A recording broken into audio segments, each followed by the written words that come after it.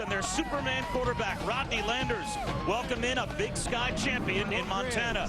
A national semifinal in front of a packed stadium. Next.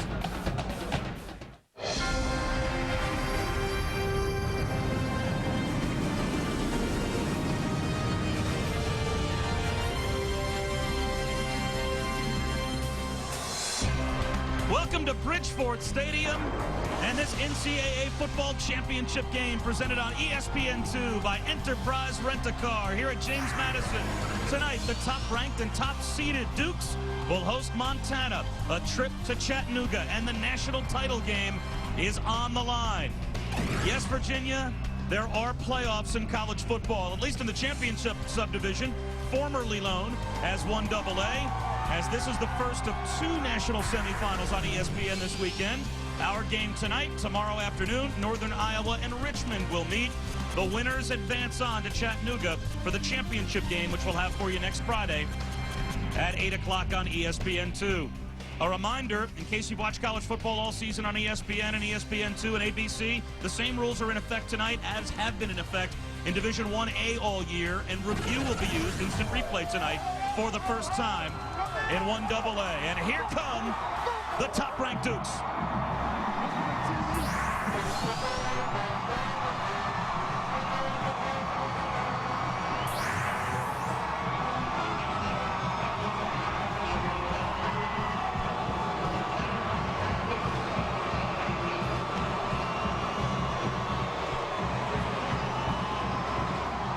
It feels like playoff football as Bobby Houck's Montana Grizzlies take the field as well, and we welcome you once again here to Bridgeport Stadium. I'm Bob Wischusen with Brock Heward. And Brock, I think when we saw the bracket come out, expected that we would be here, and deservedly so. James Madison is the top-ranked team in the bracket. They're the top-ranked team in America, and they arguably play in the top-ranked conference in the football championship subdivision. Yeah, in that conference, the Colonial Athletic Association placed 5 of the 16 teams in this playoff bracket from their conference. So a dynamite conference that they ran through. They're 20-1 in their last 21 games in this stadium, and they ran through that conference on the legs of their superstar quarterback, Rodney Landers, a kid that can both throw it and run it. Their leading rusher over 1,600 yards, but he also threw for 1,500 yards. And I think the most amazing statistic of all, nearly 3 touchdowns a game from number 7. And once you make it to the Final Four, so to speak, in the football championship subdivision, you have established yourself as no slouch. And we know Montana is a dangerous team. They have built a dynasty in the Big Sky. And Bobby Houck is the leader of that dynasty. 11 straight Big Sky championships. They've been in these playoffs for 16 straight years. And Bobby Houck in his 6 years, 65 and 15 in those 6 years. And they build this program around blue-collar kids, and none more blue-collar than their strong safety, Colt Anderson. How about that name from the state of Montana? I think that fits. Colt is aggressive. He's sudden. He is their leading tackler. He is a 3-time All-Big Sky performer, and they're going to need him to tackle Rodney Landers a lot tonight. Bridgeport Stadium is sold out for playoff football. One team's dream lives on tonight. The other team goes home. An entire season comes down to the next 60 minutes. No polls, no computers, just a scoreboard to read in the end. The only other time Montana and James Madison have met, the Dukes won the 2004 National Championship game. Tonight, they play for the right to go back to Chattanooga. Will Rodney Landers and the Dukes prove their #1 ranking is deserved? Or can the dynasty from the Big Sky pull off the upset? We find out in a winner-go-home national semifinal next. What makes Sam Adams Boston Live? Harrisonburg, Virginia tonight, and it is football weather. It feels like 28 degrees and temperatures will drop throughout the night. But that is not keeping the fans home, as James Madison's student section has been packed for hours. And Mickey Matthews, the conference Coach of the Year in the Colonial Athletic Association in his 10th season at James Madison, a 2-time Division I AA Coach of the Year. One of those years, 2004, when he led James Madison to the national championship. In that national championship game, they beat Montana. And Montana, as Brock Heward said a moment ago, 11 straight championships in the Big Sky Conference. They are 13-1 this season, 11-1 in the regular season. And Bobby Houck An assistant at Washington, Colorado, Northern Arizona, UCLA, all of those schools before prior to taking the job at Montana. So he brings a wealth of coaching experience at a very young age to a Grizzlies team that won the toss and elected to defer their option to the second half. And if those opening shots were indicative at all, Bobby Hauck looked very comfortable on this very frigid night in the Shenandoah Valley. And his counterpart, Mickey Matthews, looked a little chilly. It's going to get even colder as this night goes on, Bob. Scotty McGee, as you saw a moment ago, is back deep to receive the opening kickoff, and he was the Colonial Athletic Association Special Teams Player of the Year. He has 6 career touchdown returns, 4 touchdown returns this season in his career. 3 kickoff returns for a touchdown, 3 punt returns for a touchdown. He's already broken the return records here at James Madison, previously held by Gary Clark, who you might remember as a Pro Bowl wide receiver with the Washington Redskins. And he's a difference maker, not just in the field position. He changes the games. And I like what Bobby Hauck told us yesterday. He said, we're going to kick to them. Our kids are in scholarship too, and they've got to make the tackles tonight. The winner to Chattanooga in the national championship game. The loser, season is over. And a short kickoff will be handled at about the 25 to the 30-yard line and brought out close to the 40-yard line. Andrew Schmidt made the stop for Montana as Patrick Ward brought back the opening kick. And here is Rodney Landers. And Rodney Landers, Brock, is, as has been described to us by the folks here at James Madison, quite simply Superman with the numbers he's put up this year. And he's a big running back that happens to play quarterback. 1,680 yards rushing this year. And there you see the passing statistics. Very efficient in the passing game as well.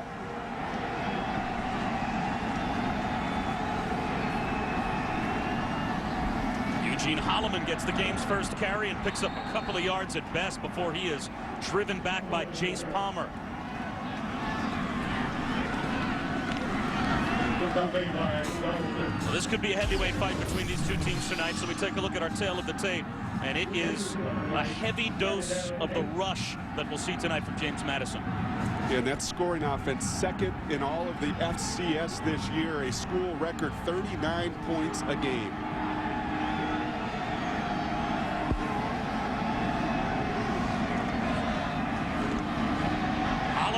Room on second down and gets a first down into plus territory, brought down at Montana's 48-yard line. Well, one thing you see instantly in these first 2 plays, Bob, is what concerned Montana, and that's not just these skilled people that get all the attention. Look at the center there, the all-leaguer Scott Lem, get out onto those linebackers. A very athletic front for James Madison, very, very active from the line of scrimmage.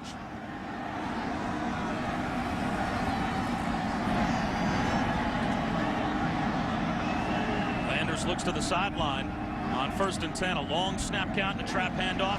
Then getting loose at about the 45-yard line for a moment was Holloman, but a nice tackle made by Jace Palmer as we take a look at our impact players.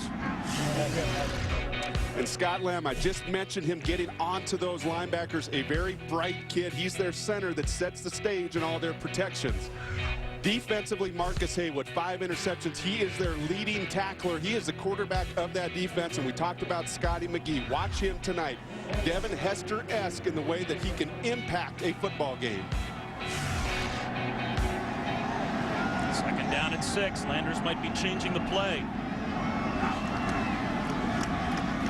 Again, it's Holloman, and he's close to another first down. Brought down maybe a yard shy by Mike Stadnick. It will be 3rd down and 1. You see a lot of teams in college football, Bob, run this spread, zone, option offense. And the teams that do it best are those teams like in Oklahoma, like in Oregon, that got a front that can move. And this front for James Madison, you're going to see tonight, very, very athletic, especially in the interior of their offensive line. High formation here for James Madison. Griff Yancey, number 17. Is equally a rushing threat to number 14, Eugene Holloman, who takes the pitch on the option and gets the sideline. A first down on 3rd down and 1, and it was Griff Yancey out paving the way. And there's no read option there. They call that a speed option. You see Rodney Landers come down the line of scrimmage. He's got one read there. There's no fake.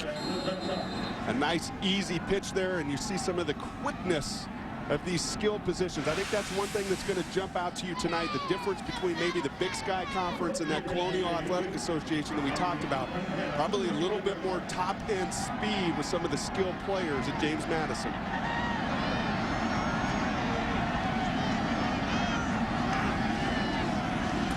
Six straight runs to open the game. This one goes nowhere. Holloman dragged down by Jesse Carlson for a couple of yard loss. Let's take a look at Brock's Chalk Talk, some keys to the game. You like that Chalk Talk? I was excited to lead you to that, yes. Well, Montana, offensively tonight, they're going to have to be balanced. They're going to have to run the ball, and you're going to see them tackle very well tonight. I really believe that. Bobby Hauck's a guy that believes in fundamental defensive football will be key for their success. James Madison, control the interior offensive line. They've done that thus far, and they must limit Montana's big passing plays when you see them defensively. James Madison hasn't thrown the ball yet. They might be in a passing situation now on 2nd down and 12. It is a throw. And an incompletion through the hands of Patrick Ward. The blow delivered by Keith Thompson. That fumbled snap impacted that post pattern just enough. Actually, it was a fake. I think he rode that fake just a little bit too long, was a little bit late on that throw. When we get in that play action game, you want to run that play action to suck those linebackers to the line of scrimmage, which they did. But Rodney's got to be a little quicker popping up and hitting that post. It was just a little bit behind his receiver. Now on 3rd down and 12 for a team that runs for about twice as many yards as they throw for statistically. This is not their strength.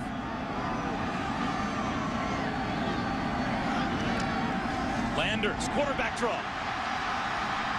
And comes up a couple of yards shy of the 1st down. Got down to the 24-yard line. He is 3 yards shy. Jesse Carlson was there on the stop along with Tyler Corwin. So now on 4th down and 3. Do you try a field goal, or will James Madison go for it? The Dukes leave their offense out. You see some of the speed and explosiveness from Rodney Landers, a big running back, capable of throwing the football, but you're going to see him run the ball a lot tonight. A huge early moment in this game. James Madison to go for it on 4th down and 3. Landers keeps, reaches for the 20-yard line, and I think he's got the 1st down. You know, Brock, he's been compared to Armani Edwards a bit, at least at this level, because of the numbers he's put up as a quarterback. But Edwards, we saw earlier this year, what's he, 180 pounds? Landers is 220 pounds, and I think we saw the strength there. That's absolutely right. That last play, you saw some of the speed, and there you have a chance to make the tackle, stop them. That was Tyler Corwin, the weak side linebacker's got to keep his feet and drive through on that 4th down tackle, a chance to stop him. But Rodney Landers simply too strong, falling forward for that 1st down. He averages about 129 yards rushing per game at the quarterback position. Nice fake there, and Landers gets in the open field and is brought down inside the 15-yard line. That was the 10th play of this drive and the 9th running play to go along with one incomplete pass. And I'll tell you what else you saw at the end of that drive. You saw wide receiver Bosco Williams actually knock the safety that we talked about earlier, Colt Anderson, right on his back. They're going to make it a point that Colt Anderson is not going to make the tackles. They're going to commit their wide receivers to blocking him and make these linebackers try to tackle these fast quarterback and running backs at James Madison.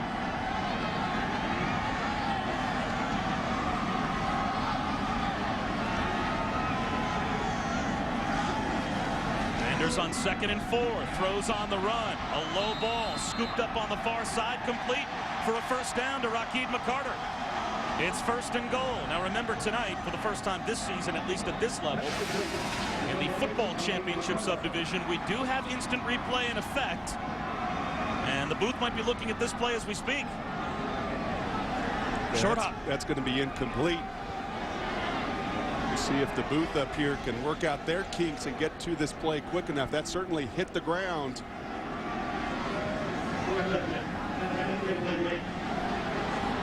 The officials in the replay booth are from the ACC conference, and they have already ruled an incomplete pass. Actually, the Missouri Valley Conference officials on the field, I think, made that change. Good job of grouping, getting together on that call and changing that to a now critical 3rd down. Landers on a rollout on 3rd and 4.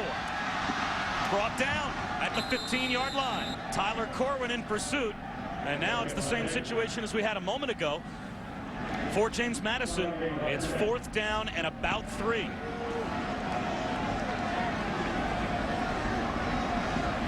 And here comes the field goal unit. It took a moment for Mickey Matthews to bring that field goal unit out. I think he was thinking about it, but he's going to bring out Dave Stannard, who has been solid this season. 10 for 14 on the year and 22 for 28 in his career, and this to try and get James Madison on the board from 32 yards away.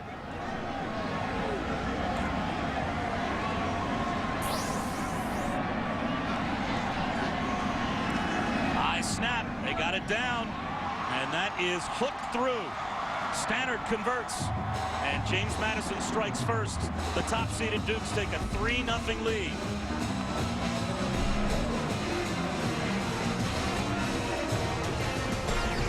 A solid opening drive for James Madison. The best gift is the site of tonight's Division I championship semifinal, presented on ESPN2 by Enterprise. A 3-0 lead for James Madison, and now Montana, who won the toss and deferred, will get the ball for the first time. And a short kick down the sideline once again. A big hit made at the 39-yard line. Caleb McSurdy was able to field it for Montana. And Brock, I know you want to keep the ball sometimes away from dangerous return men, but basically, James Madison just handed the ball to Cole Bergquist at the 39-yard line. And much like Montana had done the previous drive, kicking away from Scotty McGee. So I think early in the game, you may want to try to limit that really big play, that long kickoff return. I think both head coaches may make different decisions the next time around on their kickoffs.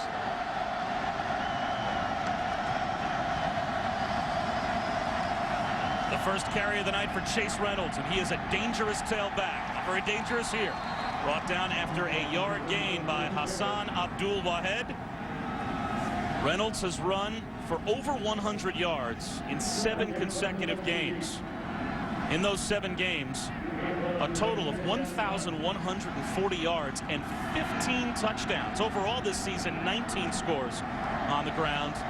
He's been named 2nd team All-Big Sky, which means the 1st team All-Big Sky tailback's got to be really good.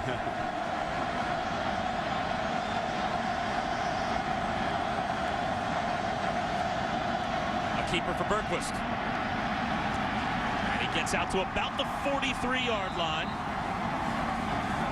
It'll be 3rd down and 5 for Montana as we take a look at some offensive and defensive numbers for the Grizzlies.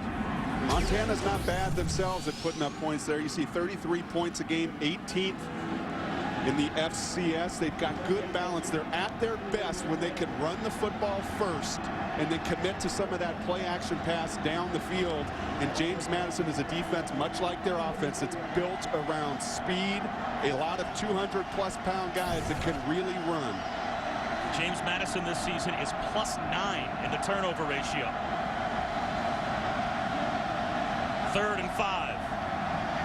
Bergquist with a strike for a first down right to midfield. Rob Schulte found a soft spot in that zone, or rather Marinari, and that is good right at the 50-yard line to move the sticks. They were concerned about Mariani's ankle. He's been nicked up with an ankle sprain. He is their big playmaker in the passing game. He's their fastest player, does a nice job of settling into that zone defense, getting past the yardage markers and converting the big first 3rd down of the game for Montana.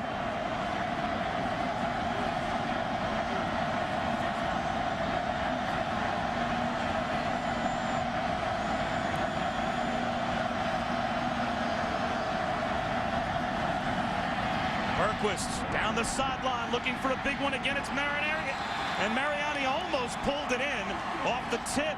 Evan McCullough was there step for step in coverage, but he had a chance after the ball was tipped on the way down. He does a very nice job here. You see him using that off arm and shielding the defender. That's a throw that Cole's got to put out there just a little bit more. Those one-on-one situations, they're going to get a lot of those tonight. James Madison will commit to stopping this run first.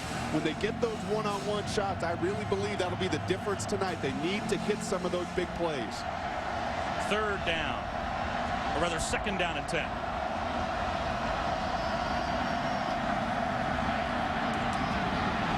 A 4-yard completion to Ferreter to the 45-yard line, and now they rule it incomplete. It will be third down and 10 after we take a look at Montana's impact player. And you talk statistically about Chase Reynolds, but I love the fact he played 8-man football out in Montana. He is a downhill blue-collar runner. We talked about Cole Anderson in the opening, a tackle machine, 3-time All-Leaguer, nearly 300 tackles, a very aggressive football player. And Mark Mariani, he is their big play receiver. He's also got 2 returns, punt returns for touchdowns. And that's who they're going to kick away from in special teams tonight.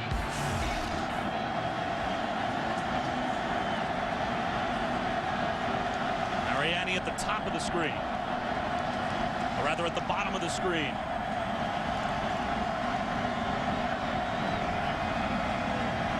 I believe there was a problem with the play clock. They now have it set. With 6:47 to go in the first quarter, James Madison on top 3-0. Montana's opening drive. And the Grizzlies with third down and 10 at midfield.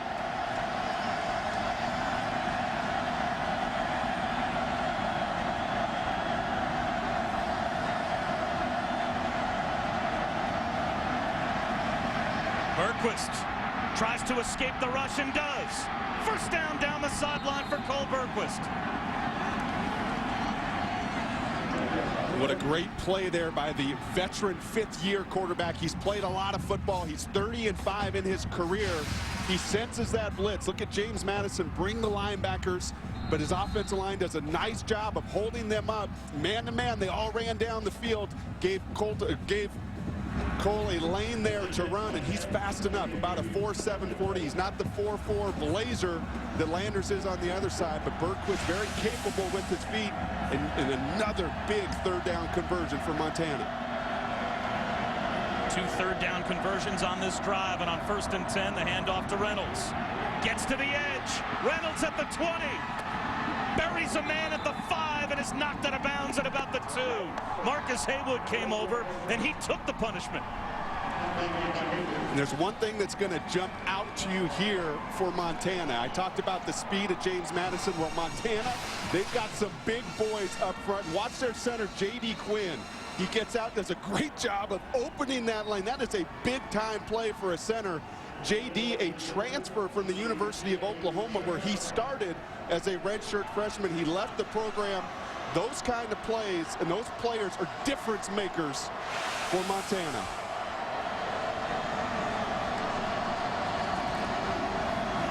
Reynolds.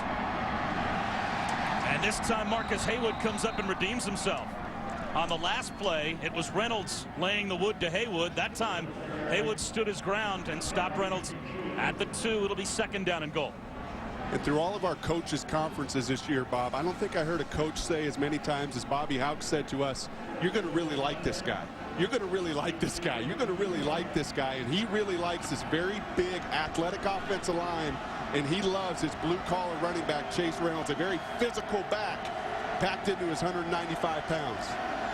Play action. Bergquist rolls, flips to the back of the end zone.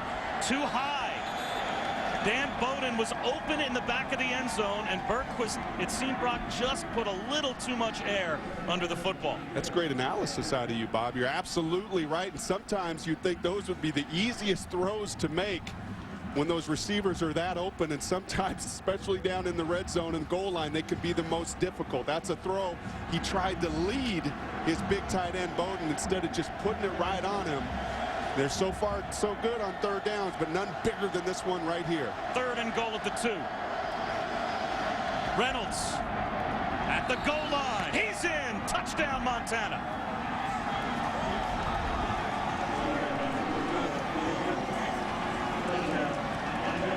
It's really a great matchup tonight, Bob, of speed versus size. And James Madison has enough size as well, just like Montana has enough speed. But that's what jumps out to you on these first two drives. Montana's very big, they're very physical, they're very dominant up front. They do a great job there of giving Chase Reynolds a push, and he finishes for the touchdown. James Madison opened with a 13-play drive. And Montana responds with a 10-play touchdown drive, and it's 7-3. The Grizzlies take the early lead with just under 5 minutes remaining in the first quarter. Power football inside the 5-yard line. And Reynolds scores. College football is presented by Enterprise Rent-A-Car. We'll pick you up. And in part by Phillips Norelco. Phillips, sense and simplicity. In the football championship subdivision, formerly known as 1AA, it's home field advantage through the playoffs, a 16-team playoff all the way up until the championship game next Friday night at Chattanooga. And the road team strikes with a touchdown to answer the field goal by the home team. It's 7-3 Montana over James Madison. And that was a heck of a responsive drive by the Grizzlies. And you get into playoff football, much like the NFL, every one of these possessions becomes a premium, especially when the teams run the ball as well as both of these do. There's not going to be a lot of possessions. You got to maximize every opportunity you have. Brady McKnight this time sends it deep, and McGee drops the ball, picks it back up, and then fumbles at the 20. It's loose. Still a scramble for it, and Montana thinks they have it. Caleb McSurdy knocked it free. The bottom of the pile, who's got it? The Grizzlies do.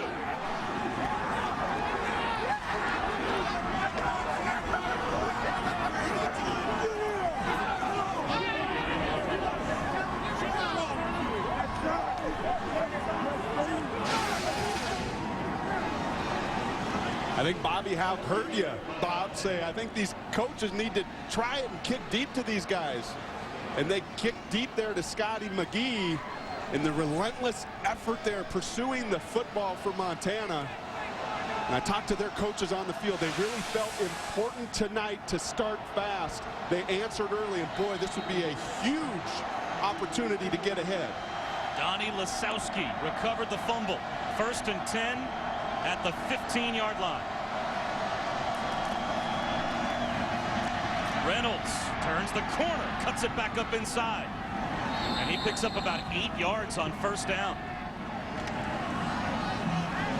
Well, a moment ago, we were right down here in the red zone with Montana scoring the game's first touchdown. Here's a look at the touchdown run. And look at the big fella, 6'7", 310 pounds, Taryn Hillsland, the right guard.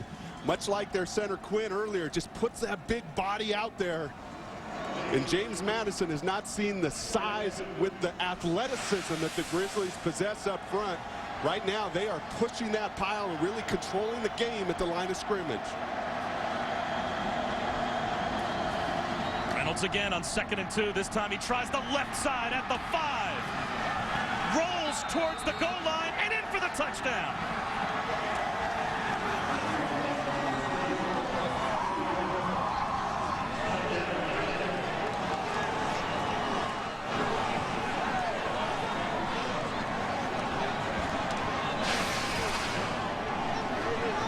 And again, you see the big boys pulling out in front. Also the fullback there, Bo Donaldson, a true freshman. You said earlier in the game, he's finishing those runs. Chase Reynolds, a very physical, aggressive running back, gets his pads down. His 21st touchdown now of this season. And I think the ACC replay crew is going to take a look and see whether or not Reynolds was down inside the 1-yard line. The previous play is under further review. Again, it's a Missouri Valley Conference officiating crew, but it's an ACC group in the replay booth. Lands on the back of his own man, reaches for the goal line. I think because, Brock, that was ruled a touchdown on the field, it's going to be a tough one for replay to overturn. Does his rear end hit the ground in between the two The plays? previous play stands. It's a touchdown. That was a quick review. And not bad for a former wide receiver that played just 8-man football, did Chase. Came into this program as a receiver. As you said, they made the switch to running back. He didn't even start this year at running back. But over these last 7 weeks, he's been incredibly productive. 2 Chase Reynolds touchdown runs in 57 seconds. And Montana's got a 14-3 lead with 4 minutes to go here in the first quarter. What a start for the Grizzlies. The Big Sky champions right now putting a very big scare in the #1 seed. But enough to get that edge. If there's no call, there's no hold, and that's a big touchdown for the Grizzlies. So Scotty McGee's kickoff fumble turns into 6. And this time it's Darius Ramsey on the return for James Madison. And he is popped at about the 30-yard line. Right now, let's check in with the studio, a Sports Center right now with Brian Burke. All right, the Yankees' hot stove continues to be a bonfire. The latest, A.J. Burnett has agreed to a preliminary agreement on a 5-year contract with the Yankees worth a reported $82.5 million. Staying in New York, Giants running back Brandon Jacobs with that knee injury will miss Sunday night's game against the Cowboys. The Giants looking to avoid 2 losses in a row. Sports Center after our game. Now back to Virginia. Madison back to the offense. When Rodney Landers left the field, he had a 3-point lead. Now he finds himself in a 14-3 hole for James Madison's second possession. Landers with the deep pitch to the outside to Kirby Long. And he picks up 9 yards. Some of these linebackers for Montana have tough duty tonight. We've seen Tyler Corwin already on 3 different occasions. He's got to play both that run and that pitch at times, and he's got to react. He cannot hesitate. There he kept his eyes in just a little bit, was able to make up some ground and get that tackle, but they can't have those tackles 9 yards down the field.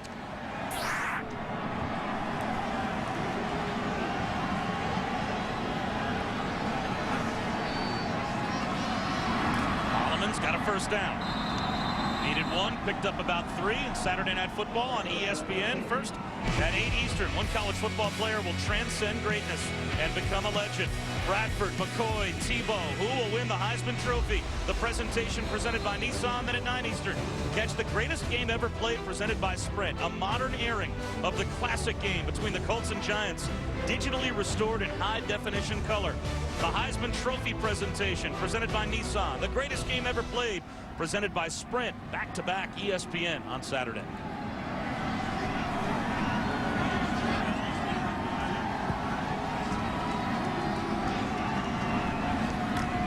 Landers a give for Holloman again. Right into the teeth of that Montana defense. Mike Stadnick was the first man there to make the stop after a gain of 5. I talked earlier in that last drive with James Madison when they had the football about really good spread option teams are good up front. What they also have are quarterbacks that can hold that ball out, that run tuck option.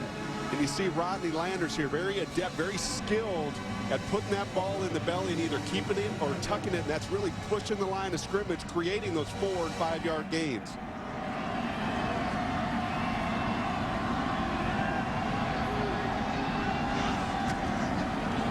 Landers will keep it this time. Boy, just lowers his head and his shoulders and bulls his way for a first down.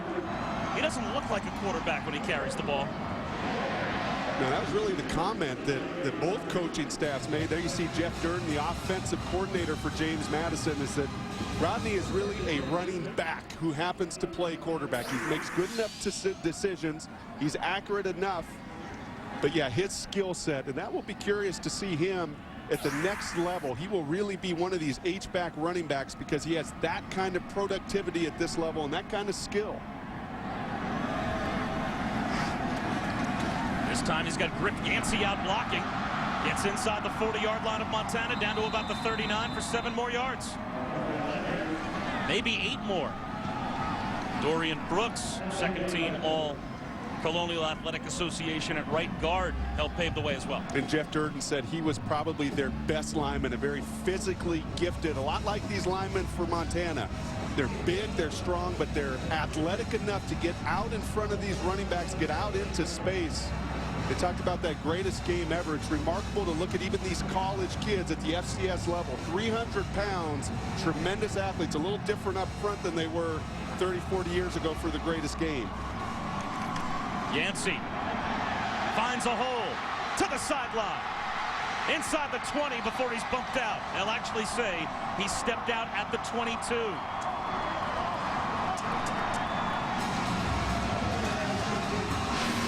And one of my points earlier was tackling in the open field. There you see Sean Lebsock, the middle linebacker. You also see Colt Anderson in pursuit. But tackling tonight is going to be imperative for Montana. James Madison is going to get some yards. They're too productive of an offense, but they need to, if you're Montana, limit those yards. You can't miss those tackles. 16 runs on James Madison's first 18 plays from scrimmage. Inside of the final 30 seconds of the first quarter, here's Landers. And he picks up about 5 more yards. That might take us to the end of the first quarter as Craig Metler made the stop. And we're down to 13 seconds remaining in the opening 15 minutes. And what you see at the end of that play, we got a Grizzly down. It's Chase Palmer. And they cannot afford to lose. That's their most productive defensive end. He leads this team in sacks. He leads in in tackles for loss. Bit of an undersized end at 6'3" and 220 pounds, but a very active football player. I was going to say, as you saw at the end of that last run, something else that the Montana coaches talked to us about, and that is finishing the tackles on Rodney Landers. They need to hit him. They need to be aggressive. He needs to feel the impact of their tackles. They can't be dragging him down 8 and 9 yards down the field. They want to get good body shots and good hits on this star quarterback. Let's take a look. Number 42 in white on the right side of your screen.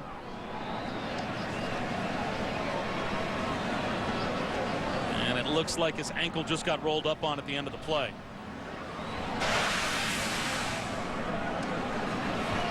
He's a Missoula kid, and you got to figure from Missoula this game, they'll probably tape that ankle up. I'd be surprised if you don't see Jace Palmer back in this game.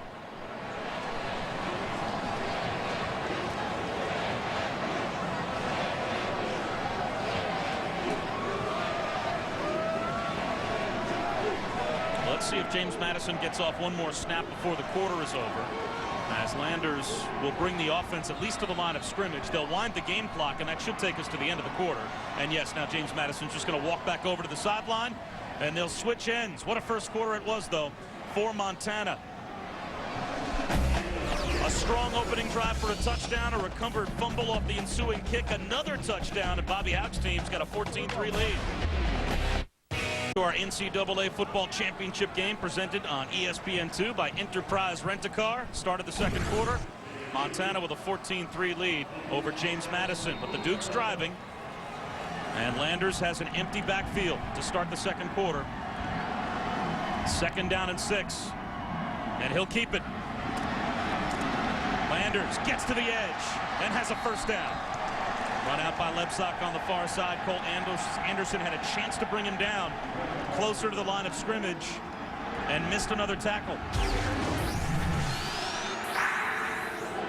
How good is that in the red zone?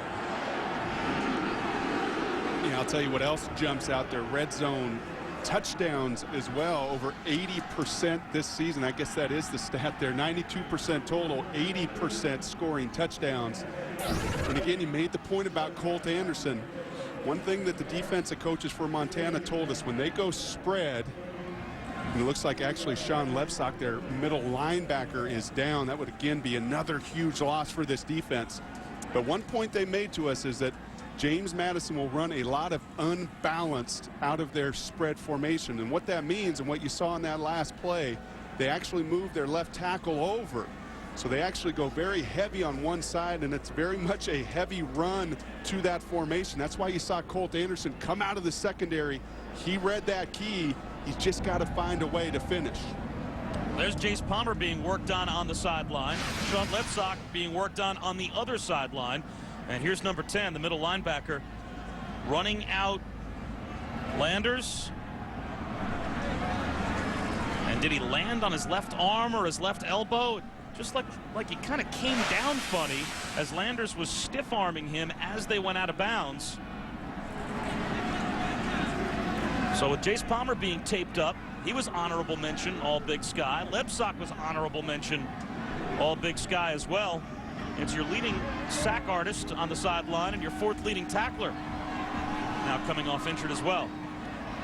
And George Mercer has come in for Jace Palmer, and Tyler Pallure, the junior from Sammamish, Washington. If that name is familiar to football aficionados, his dad did play for the Saints about 6 years in the NFL, and his uncle Steve, also a very illustrious NFL career, a quarterback for the Dallas Cowboys. So Tyler Pallure getting a chance here in the semifinal game to make his mark.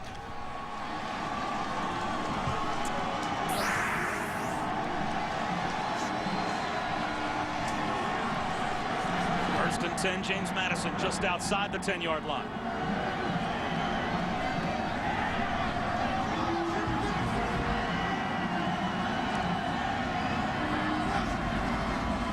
Landers counter the opposite way.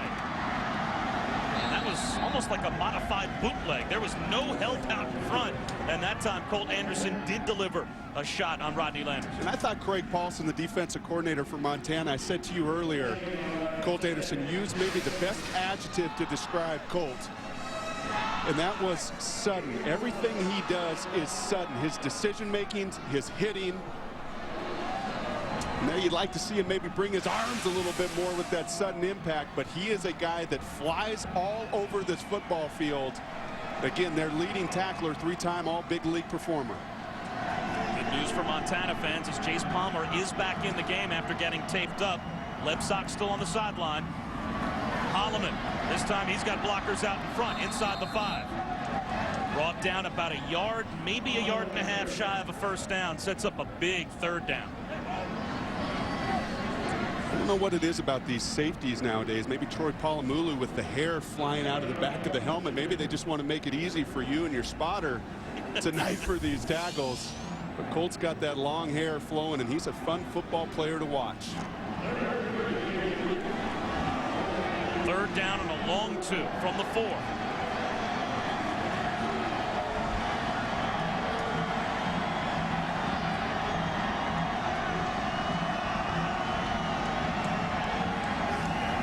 High snap, pulled down by Landers at the goal line, pushes the pile, just short, but it's a first down. Stopped just short of the goal line, but it'll be first and goal inside the 1. And he is like a running back, Bob. When he squares those shoulders, you can see it even from the press box. Once those shoulders start going downhill, it doesn't matter who you are as a defender. If you're catching him 3 yards beyond the line of scrimmage and he has a head of steam, that's 220+ pounds coming downhill. He's going to move the pile.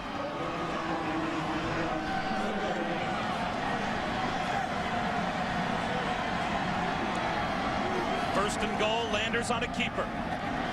The quarterback sneak, no signal. And it looks like Montana held them out. It'll be second down and goal. If there's one real strength to this Grizzly defense outside of Colt Anderson, it's going to be their 2 interior defensive linemen, both redshirt seniors. Craig Nettler, 50, Jesse Carlson, number 97. You can't see him, but I promised you they are underneath that scrum, using their leverage, pushing that pile. 2 very veteran defensive tackles that you like to have against also a very good interior group of linemen for James Madison.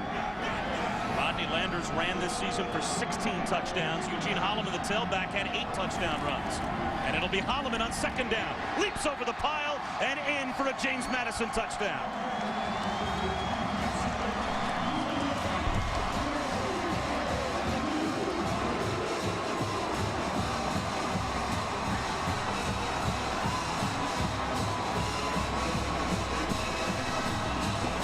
There's a reason they score 39 points a game. And how about another long drive? 13 plays, 69 yards, 7 minutes. And I think the big key, all runs. Not one pass on that drive. Controlling the line of scrimmage and controlling the clock. Standard's point after is tacked on. So Rodney Landers and Eugene Holloman combine on a long, run-dominant drive. The touchdown for James Madison makes it a 4-point game. Our Division I Championship National Semifinal tonight, presented by Enterprise Rent-A-Car. Bob Wischusen and Brock Ewert back on the campus of James Madison here in Virginia in the Shenandoah Valley at Bridgeford Stadium, and it is packed. The student section tonight, Brock, was filled up a solid hour before kickoff. The winner moves to Chattanooga and the national championship game. And tomorrow afternoon, it'll be either Richmond or Northern Iowa taking that other spot as we're down to the Final Four of the football championship subdivision, formerly known as 1AA. Mariani on the kickoff return. A hard run out to about the 26-yard line. And here's a look back at the James Madison touchdown. We've sure talked a lot about the big fellas up front. They don't get near the credit. Their mom and dads all over America that say, you never talk about my son, the center or the guard. But Scott Lem, Dorian Brooks, their number 53, the right guard, just does do a great job, again, of pushing that pile of the leverage. And those are big athletic guys. Again, veteran people that have played a lot of football. The skill position get a lot of the credit, a lot of the glory. They score the touchdowns, but they're the ones that make the plays. To your point, you talk about the offensive linemen, the great blocks that they throw down. Our truck takes a shot of who? Landers and Holloman sitting on the sideline. There's the quarterback and the running back. And the moms of those offensive linemen at home going, they did it again. Bergquist rifles one over the middle. Mariani in the open field. Caught from behind at the 35-yard line. And that's a great adjective to describe that throw. That was a rocket throw from the arm of Cole Bergquist. Does a nice job as well. You see that play action, hold those linebackers just enough, and he gets everything, every part of that body, all 220 pounds, rifles that football. And Mariani is their big playmaker. He is their speed. He's their dynamic receiver. 17 touchdowns. You like to get him in the open field. He's at the top of your screen on first down. Instead, it's to the ground, and Reynolds has another crease into the second level for a gain of 8, maybe 9 yards, just shy of the 25-yard line. We'll stick to the theme that tonight. How about the left guard, Colin Dow? I haven't called his name out tonight. A 3-time All-League performer himself. Watch the big guard here do a great job of sealing off that defensive tackle. And these are good defensive tackles. These are all-league performers for James Madison. Just a great matchup in the trenches tonight.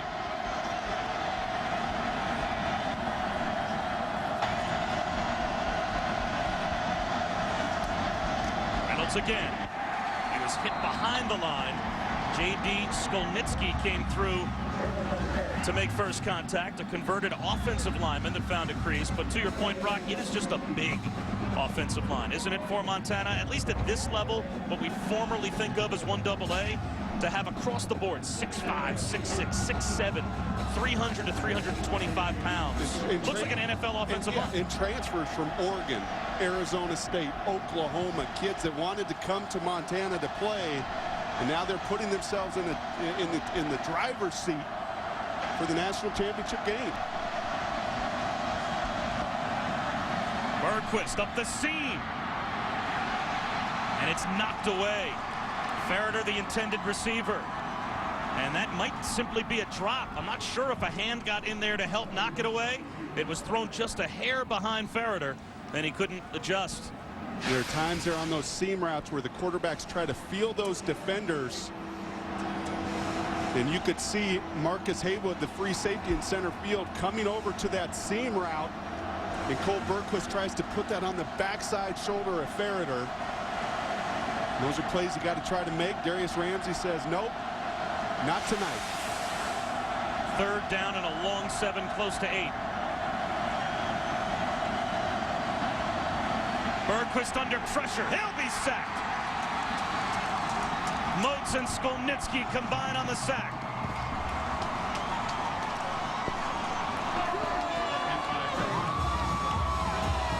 And you saw Chase Reynolds there come over to his quarterback asking about some of this protection.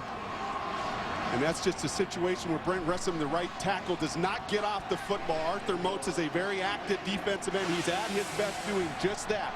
Not against the run, but when he can pin those ears back and get a pass rush, a highly productive 11 sacks, 8th in America in sacks per game. Very athletic defensive end. 45-yard field goal.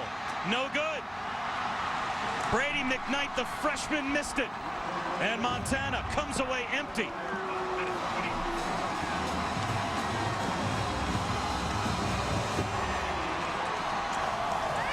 And you see Bobby Houck there. I believe that conversation was not about the field goal. He was still trying to figure out some of those protection errors. And on the kick here, just a low liner for Brady. For Brody McKnight, that ball never got up in the air, didn't get the opportunity. Quite a stage for a true freshman kicker tonight.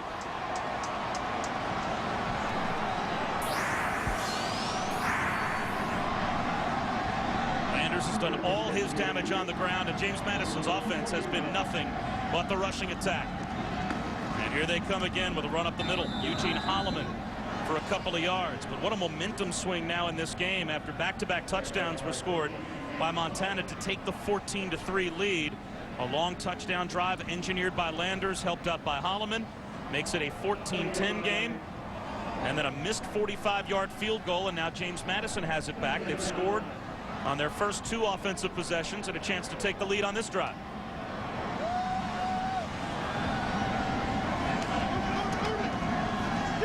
Landers will run the option far side, fake the pitch, and come up about 4 yards shy of a first down. Brandon Fisher came up to make the stop along with Mike Stadnick, and Brandon Fisher's dad is in attendance tonight. And if you're wondering who his dad is, if you're a Tennessee Titans fan, he's been on your sideline for 14 years. Jeff Fisher, the head coach of the Tennessee Titans, with a couple of those Titans assistants around him protecting him.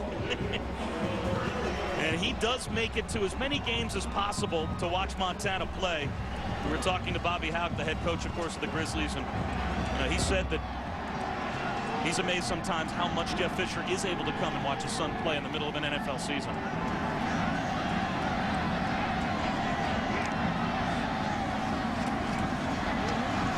Landers on 3rd down, makes another man miss, gets the first down. Out to about the 45-yard line. Chase Palmer had a chance to bring him down shy of the marker. And about a half hour before the game, head coach hanging out, and then Jeff Fisher was able to see Brandon before kickoff. You can see the family resemblance, can't you? You can see a little bit of that intensity, can't you, from Brandon there pounding his fist. Just a great dad. That was Bobby Houck's other comment. And how telling is that? Let me just sit in the stands. I don't need a booth. I don't need to be away from anybody. Yes, I'm a 14-year coach, but put me in the stands with everybody else. The 18th straight run for James Madison gets them about 8 more yards. Tyler Pallure made the stop. We asked Bobby Houck yesterday, how involved is Jeff Fisher? Do you hear from him? He said never. And maybe that's a lesson for the parents out there. A quick wide receiver hitch to the far side, dropped. Marcus Turner dropped the ball. Slightly underthrown by Rodney Landers. And let's head back to our studio in Rhineburg. All right, thanks a lot, Bob. Take a look at the ESPN family of networks over on ESPN. It's a good one brewing between the Hornets and Celtics. The Celts off to that great start in defending their title, up 1. We're watching Montana and James Madison. Then on ESPNU, it is the national semis of the College Cup, St. John's in Maryland. They are scoreless in the first half. Back to Virginia. All right, Ryan, in our winner go-home national semifinal, it's 3rd down and 2 for James Madison.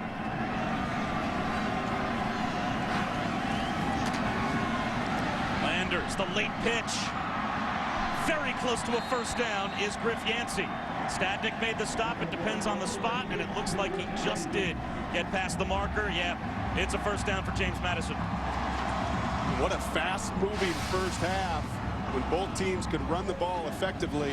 And I talk about timing. I talked about timing in the spread with that zone option. There's also a great knack and feel for the option game. And you've said a couple times tonight, a late pitch.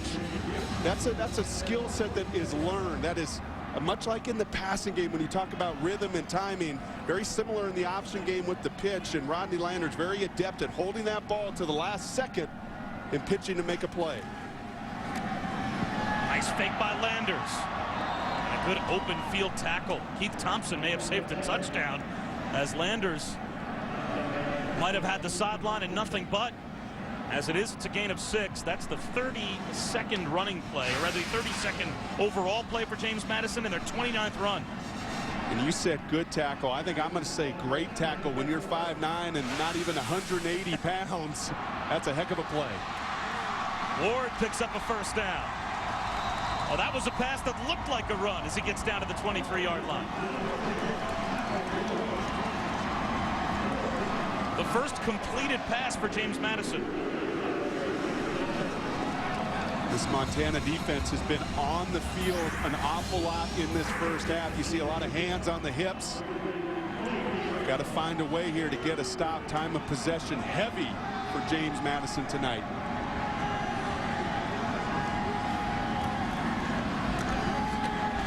Solomon on the 9th play of the drive inside the 15. Close to another James Madison first down.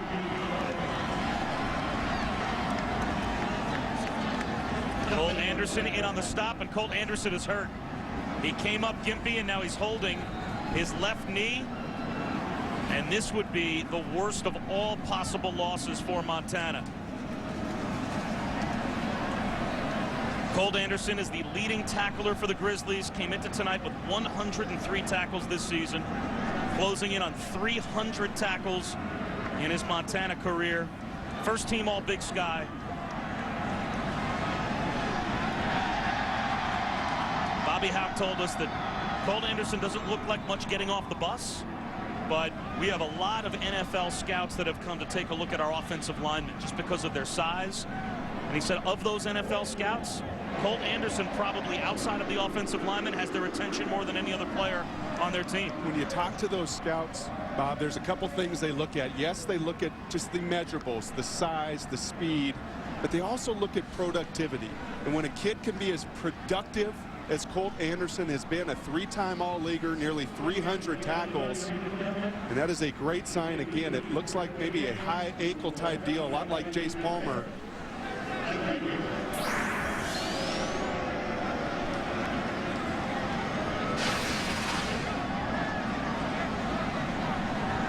Take another look. You can see in the bottom right of your screen, 19 in white.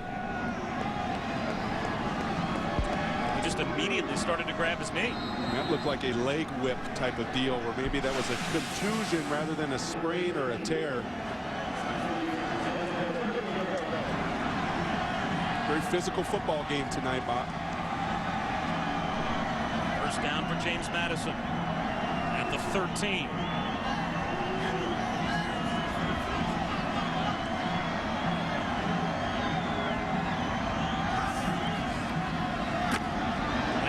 Traps to Yancey, and that Montana front was not fooled. Brandon Fisher and Sean Lebsock come up to combine on the hit.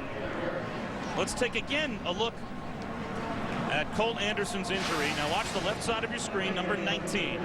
See if we can pick it up.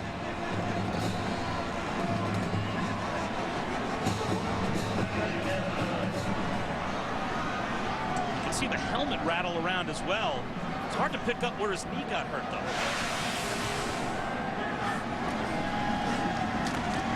The middle goes Landers. Lost the football. Montana has the recovery. Tyler Pallure comes out of the pile with the loose ball.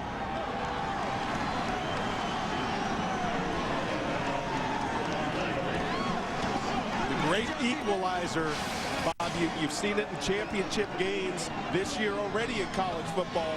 Turnovers. I look back to that Buffalo Ball State game. When you fumble that football around, you give the team an opportunity. And how about the backup, Tyler Pallure, the big fumble recovery for the Grizz. Red or white? When you want to get The second lost fumble in the first half for James Madison. And even without Colt Anderson, their star safety on that last play, Montana turns over the Dukes in the red zone with 4.5 minutes to go before halftime. It's back to the offense for Montana with a 4-point lead. Reynolds across the 15-yard line. Well, James Madison leads Brock in time of possession by over 10 minutes. Total yards, they lead by about 50.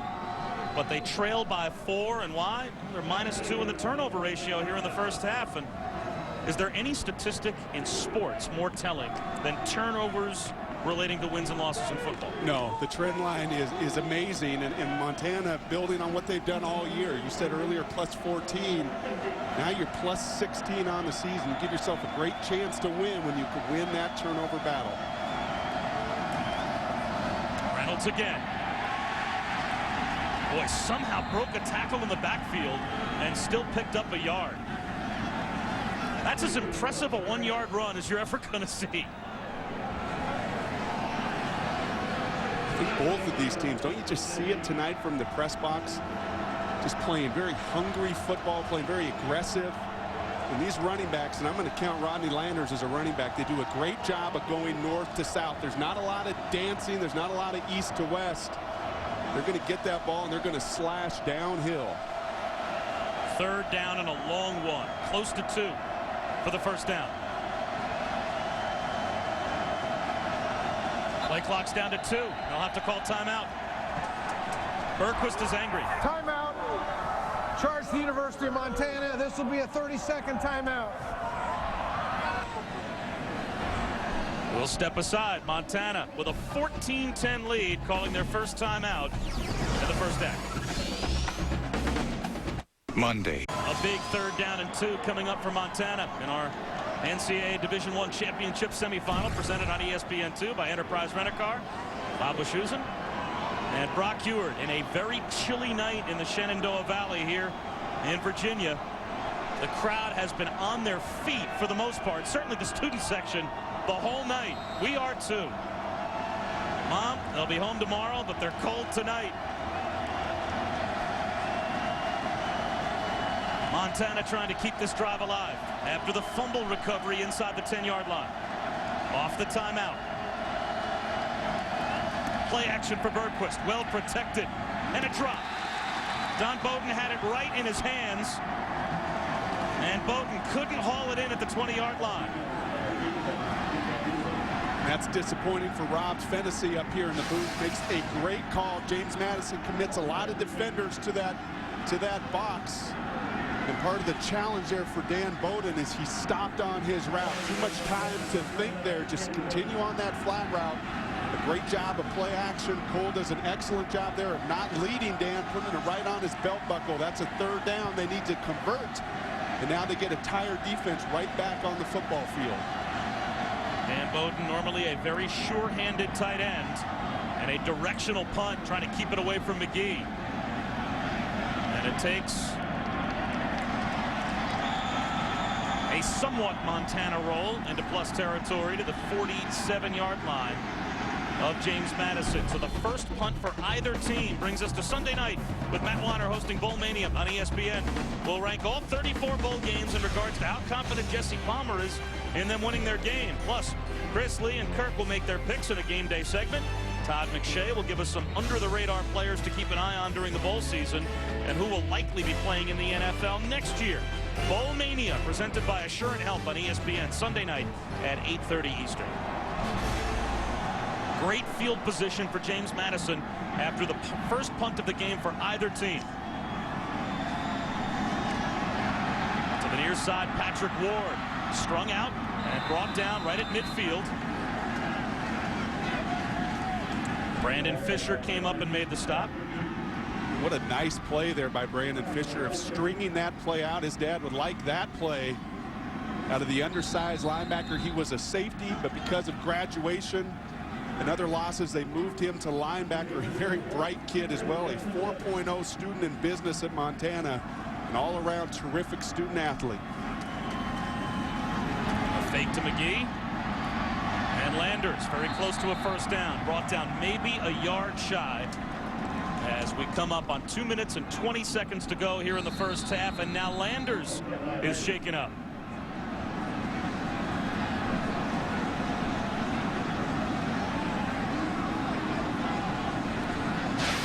We talked about the loss of Colt Anderson being critical to Montana. Goes without saying, this is Superman in the Shenandoah Valley. Oh, and you see the ankle. There's no doubt about it. The ankle gets caught up. underneath the tackle again. Now that right ankle gets twisted underneath the pile, and you can tell instantly when a player reacts that way, he's in a lot of pain.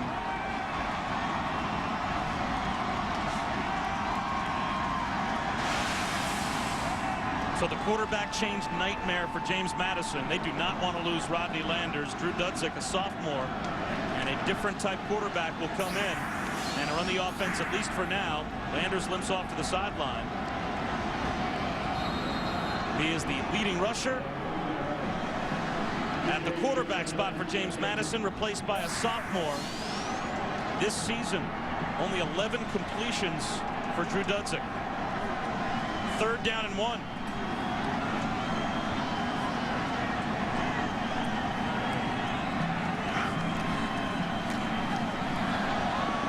And a 1st down carry. Dudzik on a keeper. A nice fake to Holloman.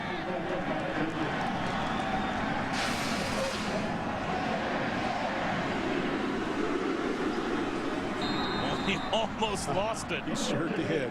And this will be curious now, under 2 minutes to play, and when you're running the ball as much as James Madison is, this clock is going to start to become a factor on a very critical drive before the half. James Madison does have all 3 timeouts remaining.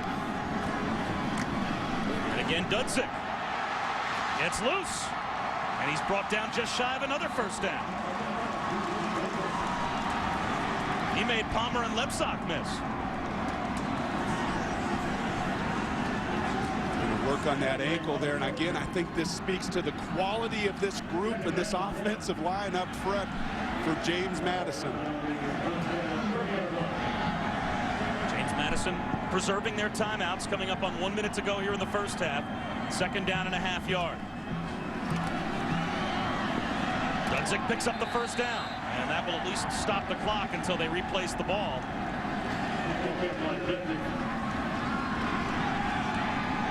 With 1 minute and 1 second to go before halftime. I think Mickey Matthews, you see him there, he's looking back at the sidelines. That's never a good sign when you take the sock off. Typically, you'd hope they would just spat. They just tape over that shoe. They're looking at that foot and ankle. I believe Drew Dudzik's heart is probably pounding at a rate he's never felt before in his life. This time Dudzik under center on 1st down. Play action. Looks to throw. Buying time. A bullet to the sideline. Keith Thompson claims he came away with the football, but it's incomplete. Almost an interception for Keith Thompson. That's only the 20th passing attempt this year for Dudzik. A little contact there before the ball gets to the wide receiver. Again, they do have 3 timeouts, Bob, but just 31 seconds. That's the challenge when you can't effectively throw the football. These 5- and 6-yard chunks are nice, but now time of possession becomes critical here before the half. Dudzik wants the big one over the middle into traffic, and that one's intercepted. Andrew Swink, in hand-to-hand combat inside the 5-yard line, was able to take it away, and that is his 1st interception this season. You can see the coaching staff for JMU say, just don't force that football there, Drew, but that's a difficult position for a backup to come in. And when you throw that football late down the middle of the field, more than likely bad things happen for your offense. A great job there. You called it hand-to-hand combat. Very physical play. Andrew Swink going up, getting that football. Montana's going to go to halftime with the lead tonight.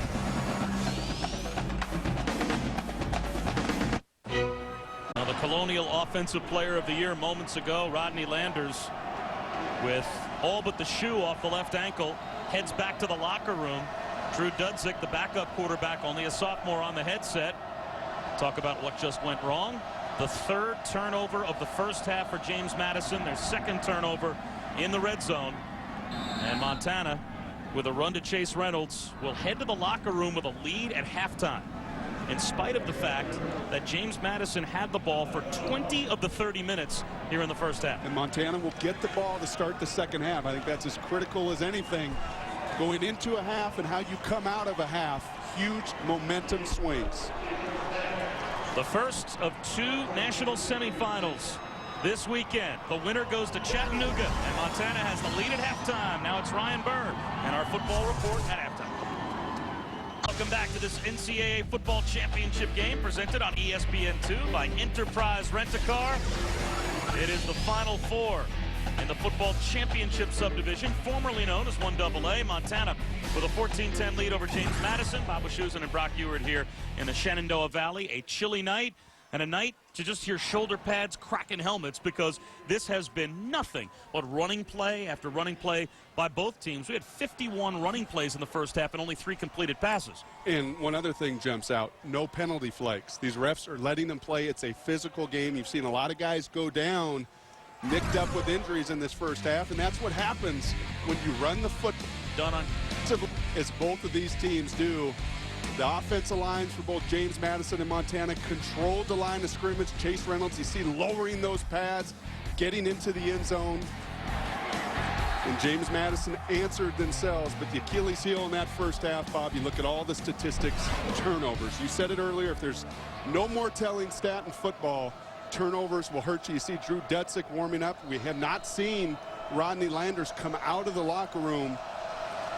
What a critical of all injuries tonight on this football team and on this football field for both teams. An injury to Superman Rodney Landers really hurts James Madison. Mariani to start the second half. Breaks a tackle. Great return by Mariani. Out of bounds at about the 45-yard line, so good field position for Montana as we take a look at our Home Depot coaching adjustments. Sometimes there's a lot of schematical things you can talk about and draw up at halftime.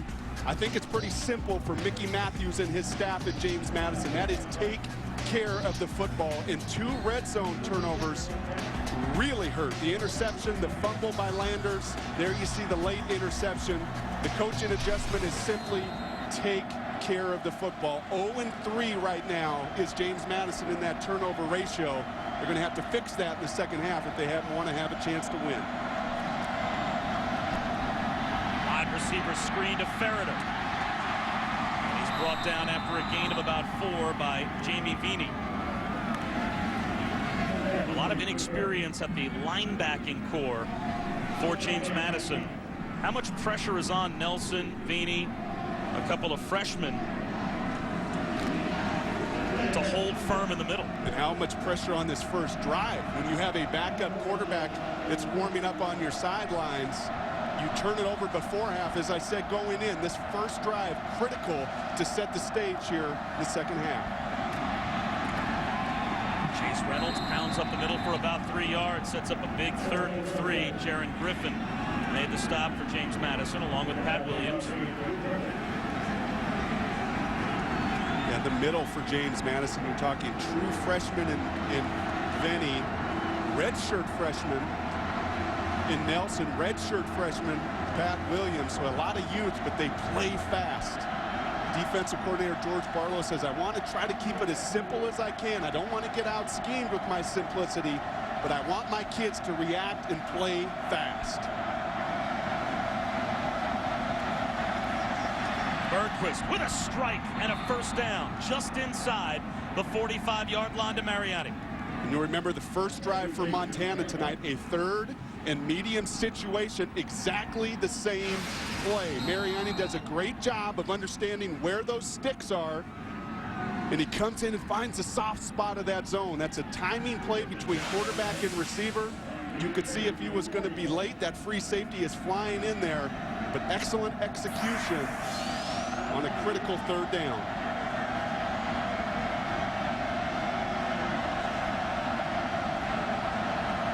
Bergquist back to the air. Again, it's underneath. Maybe a couple of yards shy of a first down. He finds his tight end, Steve Failer. Again, the winner tonight moves on to Chattanooga. Tomorrow afternoon at 4 o'clock on ESPN, you can see Richmond and the 3 seed Northern Iowa. Only the top 4 seeds in the NCAA Division I championship are actually seeded. The other players, or the other teams, are not given seeds. Richmond pulled the upset. They beat Appalachian State to advance to one of our 2 national semifinals this weekend. Delayed handoff. Reynolds very close to a first down. Jaron Griffin made the stop. Griffin's a great story. 13 in purple for James Madison.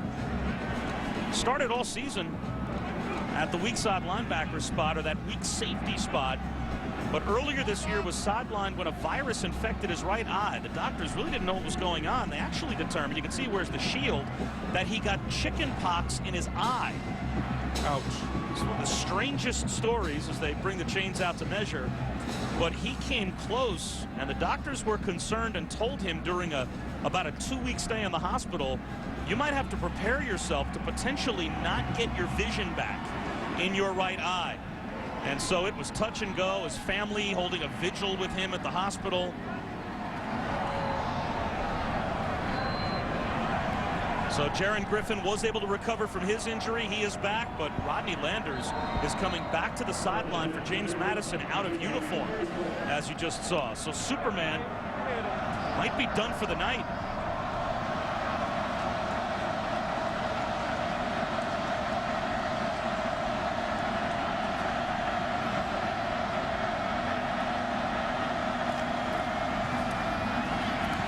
On first down, dragging tacklers inside the 30, down to about the 27, a 7-yard gain. You see some of the diversity in Rob Fennessy's scheme here for Montana, not just lining up in 2 tight ends, not just spreading the field out, actually getting to some traditional I formation there, running the ISO play. That is a fullback and offensive lineman's dream when they can line up, run that play downhill. And I'll tell you, the size of Montana, it continues to overwhelm some of this speed for James Madison. Again, 2 tight ends in an I formation. Play action for Bergquist. Throws a deep ball back to the far side of the field. Caught! Touchdown! Chase Reynolds scores for the 3rd time tonight.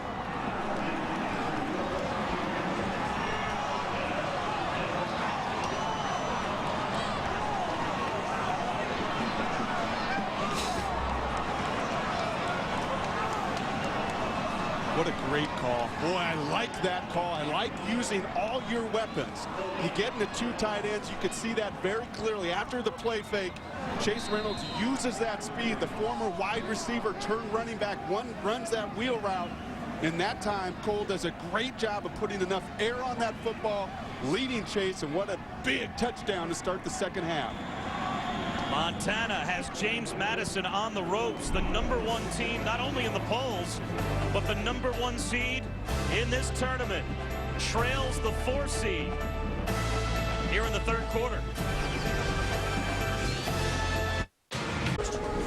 Our NCAA football national semifinal tonight is being broadcast in high definition on ESPN2 HD. 3 touchdowns for Chase Reynolds. And Montana on the road as the #5 team in America and the #4 seed in the football championship subdivision playoffs, taking on the #1 seed and top-ranked team in the country, James Madison. But James Madison now, at least for the time being, without their quarterback, Rodney Landers, and down by 11. Short kickoff. Patrick Ward lost the football. Another recovery for Montana. They've got it again. The 2nd time tonight that James Madison has fumbled the ball on a kickoff return, and right back to the offense goes Montana.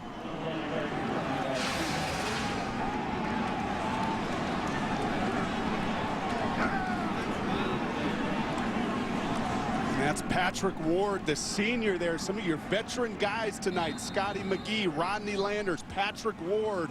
They played a lot of football here. And you see the frustration on the sidelines as well. That's now 4 turnovers that Montana has created. and really have an opportunity to open this game, tear this game wide open in the second half. Ryan Featherston not only knocked it away, but recovered it. Here goes Reynolds. Inside the 30, down again to about the 27-yard line.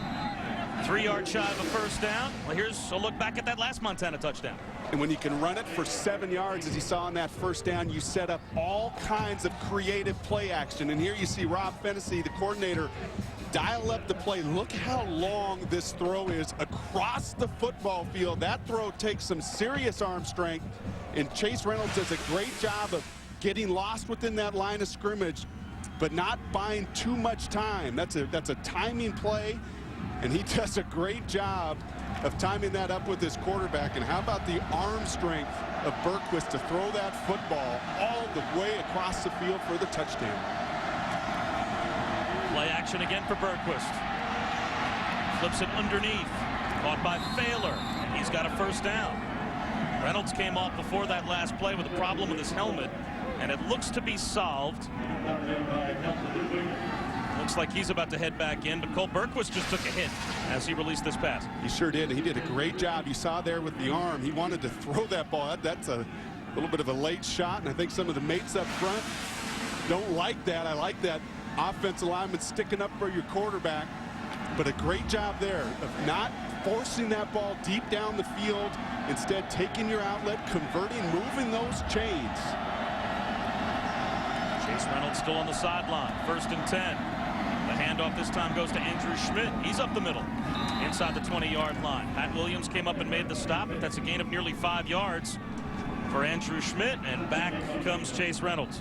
One of the fears of George Barlow, the defensive coordinator, James Madison, and Mickey Matthews, is they wanted to make Montana one-dimensional. They felt like their athleticism, their strength defensively was if they could put Montana in long down situations, 2nd and long, 3rd and long. But when you can run the football as effectively as Montana does tonight, you nullify some of that speed and athleticism.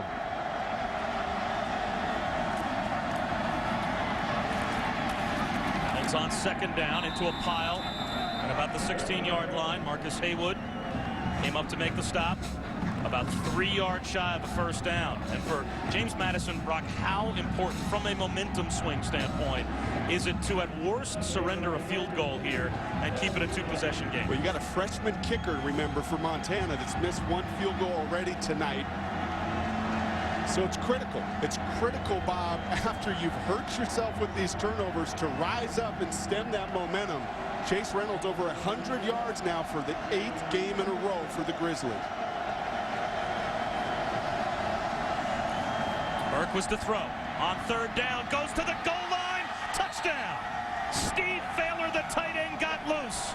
Another turnover turned into points by Montana. And how about these tight ends tonight for Montana? In the run game, now in the pass game. Bobby Hauck, he knows the importance of that touchdown. You've got a backup QB coming in on the other side.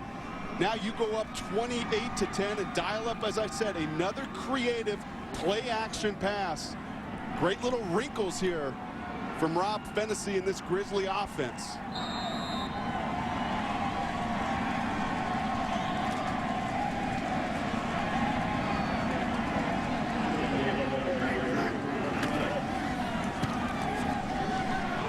A 3-score lead for Montana. 2 touchdowns in 2 minutes and 52 seconds. Montana tonight has taken advantage of every gift that James Madison has given them. 4 turnovers turned into points. And Bobby Hauck's team with a 3-score lead. Phillips, Norelco, Phillips, Sense and Simplicity, and Pontiac. Vote now for the Pontiac game-changing performance of the year at ESPN.com, keyword Pontiac.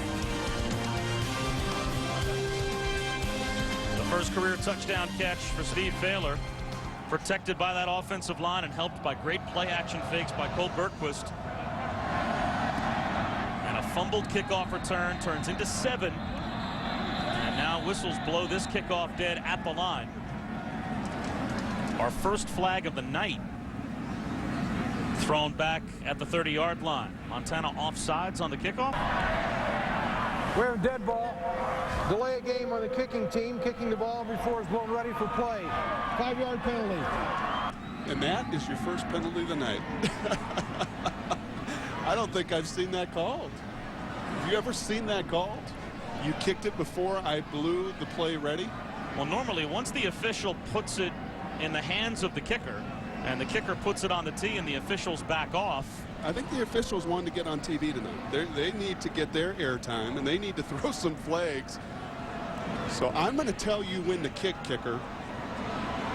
Otherwise, it's a 5-yard delay. I have never seen that called. I don't think Freddie McKnight, the place kicker for Montana, had ever seen it called either, because he was I don't think the special giving teams his 2 cents to the field judge as he came off to the near side. And the special teams coach, who happens to be the head coach at Montana, that's Bobby Houck. One of the coaches, you see that in college football at times, head coaches that take on that responsibility of leading the special teams. And Bobby Houck also gave that official an earful. It's a nickel and dimer for the first flag of the night.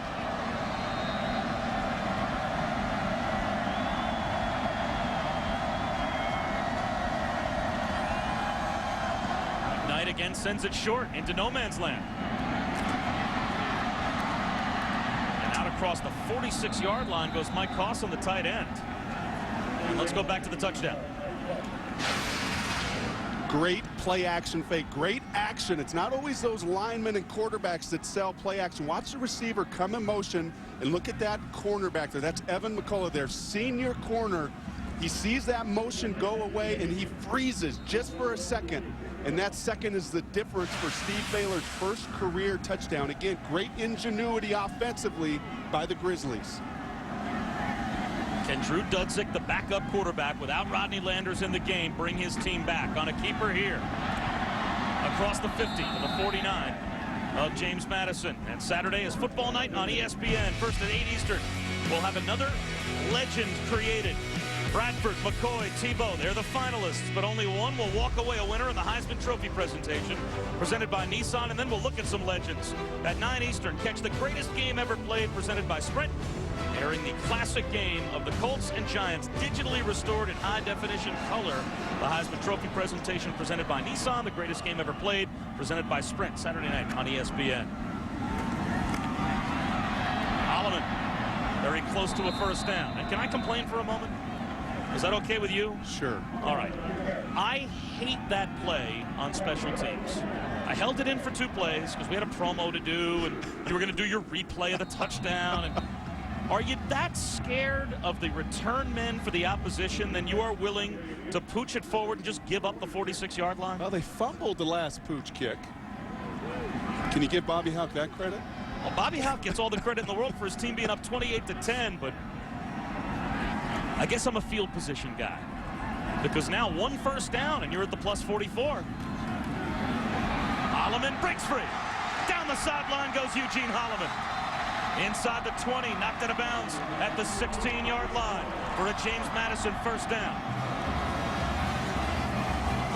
You're going to see the right tackle here. Terrence Apted does a great job. He's just out of the screen there. He does a great job. Again, a big body getting in front, sealing that edge, and allowing Holloman to use his speed. Something to watch here now with the backup quarterback that comes in. Watch the body language of Montana defensively and see if they let up now that Superman's on the sidelines. And watch James Madison's other players, their running backs, their linemen. Sometimes they will rise to the occasion when the backup comes in. Dudzik this time gives for Yancey. And he is brought down at about the 11-yard line by Cole Anderson. So now the headset on for the rest of the night, it looks like, for Rodney Landers, the leading rusher at the quarterback spot for James Madison. This season, he ran for 16 scores and threw for 21, and all of that production is now on the bench. And again, an offense that runs the football at great challenge when you're down 18 points midway through the 3rd quarter.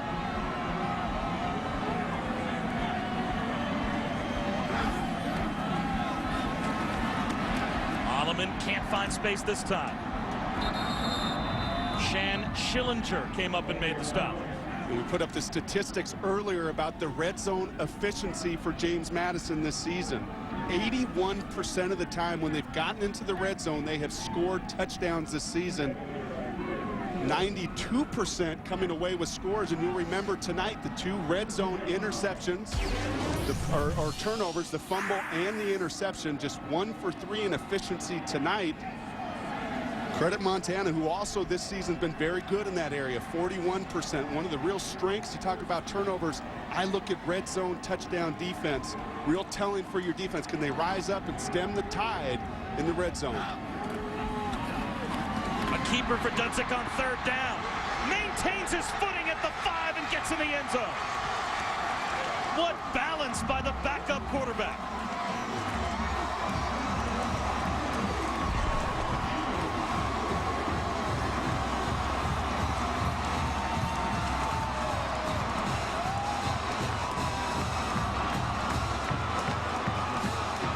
One of the points of emphasis when this defense comes off the sidelines for Montana, Craig Paulson, the defensive coordinator, is going to see, I told you so.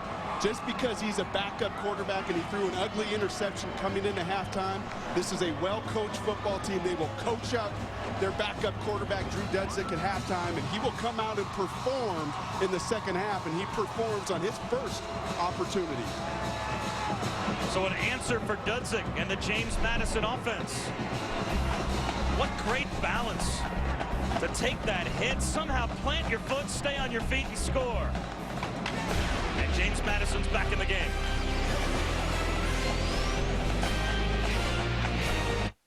Drew Dudzik scores. James Madison cuts the lead to 11. Our Division I championship semifinal presented here on ESPN2 by Enterprise Rent-A-Car, Bob Wischusen and Brock Eward at James Madison. It is a cold night in the Shenandoah Valley, but the kids are staying warm. They've been up dancing all night. The student section here at Bridgeforth Stadium was filled to capacity at least an hour before kickoff. Then the end zone filled up. This is a school where they love their football team. There is not an empty seat in this stadium, but it's been Montana quieting this crowd for the most part. Isn't playoff football great? There's just something about the sudden death nature of playoff football that I think amplifies this already excitable crowd. And I think one of the biggest bands, Bob, that I maybe have ever seen in college football. They take up the entire section down by the goalposts.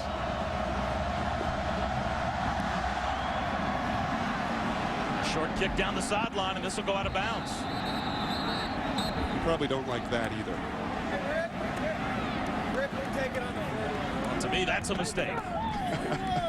As James Madison hands the ball to Montana at the 40-yard line.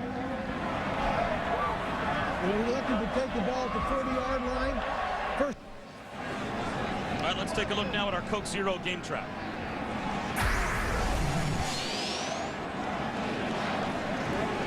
Chase Reynolds has been the story offensively for Montana. 2 touchdowns on the ground, 1 through the air, and Montana is +4 in the turnover department, and they have an 11-point lead. When you get this kind of field position, watch out for the big play. They put in Javin Sobrano down there at the bottom of the screen, top of the screen. He's their big play threat as well. Reynolds goes back to work on the ground. Breaks a couple of tackles and gets to the 45-yard line and picks up 5 yards. And let's check in with Ryan Burke. All right, Bob, checking out the ESPN family of networks over on ESPN. The Celtics in control now over the Hornets, 79-67 into the 4th quarter there. On ESPNU, it is still scoreless. St. John's and Maryland College Cup National Semi. The winner gets North Carolina. And, of course, our game, a 9-point ball game. Back to Bob in Virginia.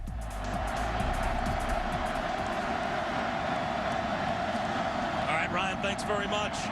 Reynolds strung out and loses a couple. Another chance for James Madison's defense now to get off the field as Arthur Moats made the stop.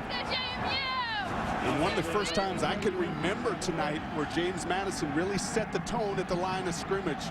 You've seen a Montana front that's really pushed this pile all night long. But Arthur Moats and company there rises up on 2nd and 5, pushes that line of scrimmage back, and it's created now a 3rd and long situation. Remember, this is where they wanted Montana. This is where they feel they can use some of that speed up front to their advantage. Montana's 5 for 7 on 3rd down.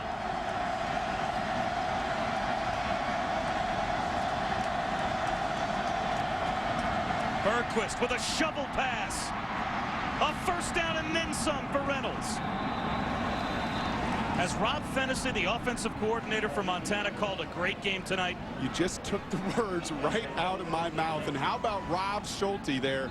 Does a great job. Bobby Houck said, you know what you're going to love about our guys? He said that about 8 times. You're going to love the way my receivers block. And you're going to see Rob Schulte come into the screen here, number 8, and he does a great job of sealing. That's enough. On a 3rd and 8 situation in green grass, your receivers do enough. And again, great call by Montana.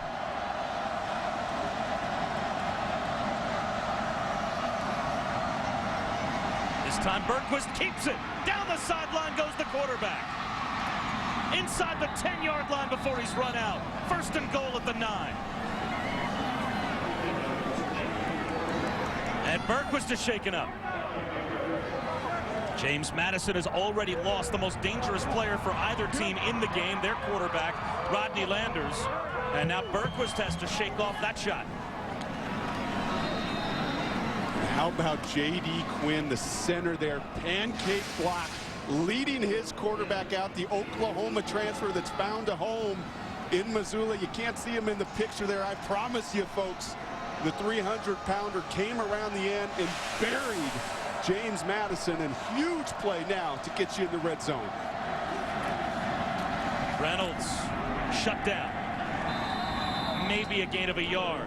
Sam Daniels made the stop. And here you're going to see the center again. He's going to come out and watch the athleticism. Actually, the D1AA, there you go. The DB dives at your knees. What are you going to do if you're 300 pounds? You're going to lay right on top of him. You're going to create some more room for your quarterback. That's one thing they told us about Bergquist. Sneaky fast. Not electric. Not a 4-5 guy, but fast enough. 4-7. He's made plays with his feet. He's put Montana in great position here. Play clock down to 5. The ball fumbled by Bergquist, and he was lucky to find it again. As he came away from center, the football popped right up in the air. And Montana came that close to their first turnover.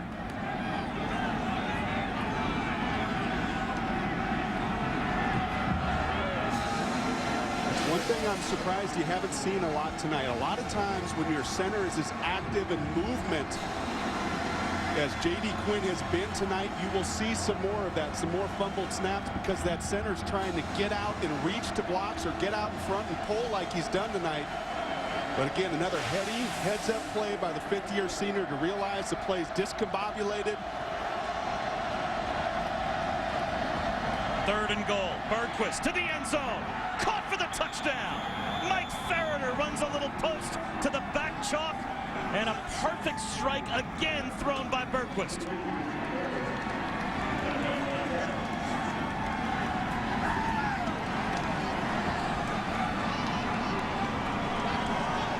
I think Coach Fisher likes that one. Either that or I think he's trying to stay warm with the little bounce in the crowd. This night it's getting colder, but all Cole Bergquist is doing is getting hotter. His 3rd touchdown pass of the night. How about the balance of the Grizzlies tonight? Being able to run it at will, setting up their play action, and even dropping back and throwing touchdowns. Flags down on the point after attempt. The right side of the line flinched for Montana, but I think it was the left side of the defensive front for James Madison that might have influenced it by jumping.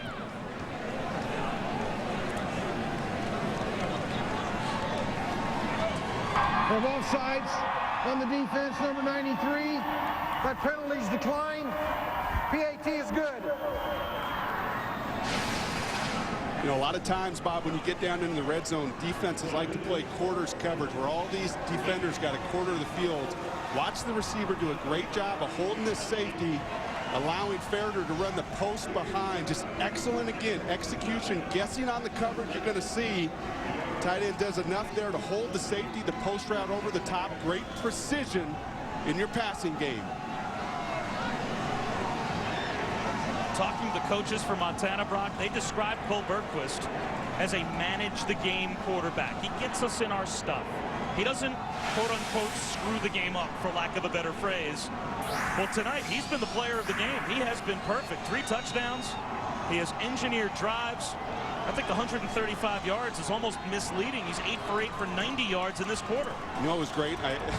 One thing about this level of football that you really like, not only do NFL coaches sit in the crowd, but you also stay with the team. We were with Montana at the hotel, and usually professional teams or other Division I teams, they're in separate areas of the hotel. They're cordoned off. Their rooms are right next to our rooms, and I'm walking down the hall today with Cole before the game. I said, how you doing? I'm doing great. I can't wait to play. You could sense just the anticipation and the joy that these kids have playing, the atmosphere and environment that Bobby Houck and his staff have created. That's why they've been to these playoffs 16 years in a row. Great football up in Missoula. Again, the short kick to the 20-yard line.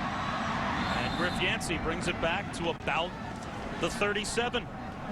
Sunday night, Matt Weiner hosts Bowl Mania on ESPN.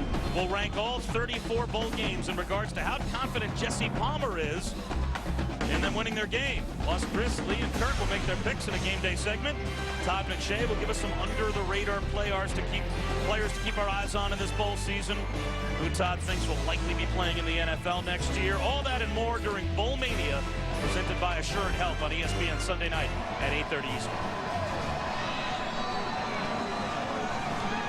Cole Anderson, just saw, might be one of those under-the-radar players in 1AA.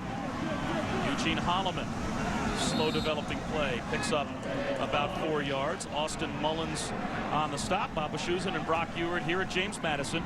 As we approach the end of the third quarter, Montana has had an answer every single time tonight. They have been challenged by James Madison, the number 5 team in America and the number 4 team in the bracket. First down for Marcus Turner on a little wide receiver screen. You see James Madison doing what they have to do, in my opinion. They've got to go up tempo here. They don't have time to huddle and run the football as much as they have been. You're pushing into the fourth quarter now. You've got to go to your up tempo, which again is a little bit out of the character of what they like to do. And it's Drew Dudzik, the backup quarterback, on in place of Rodney Landers. Dudzik will keep. Breaks a tackle. Picks up nearly 7 yards inside the 40 down to the 38-yard line, and that should take us to the end of the third quarter. Dudzik will try and hustle to get one more play off, but his team will back up with 5 seconds to go in the quarter.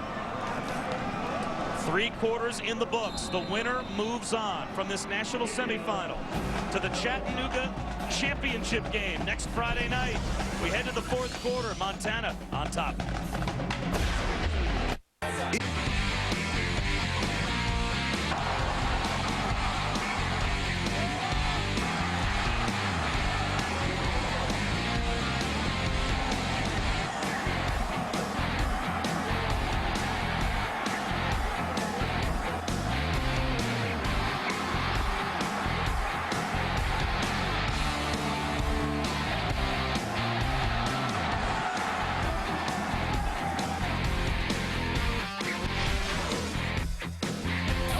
You saw Jeff Fisher, the head coach of the Tennessee Titans, here at James Madison, watching his son Brandon Fisher's team play against the top seed in America, James Madison, and we head to the fourth quarter.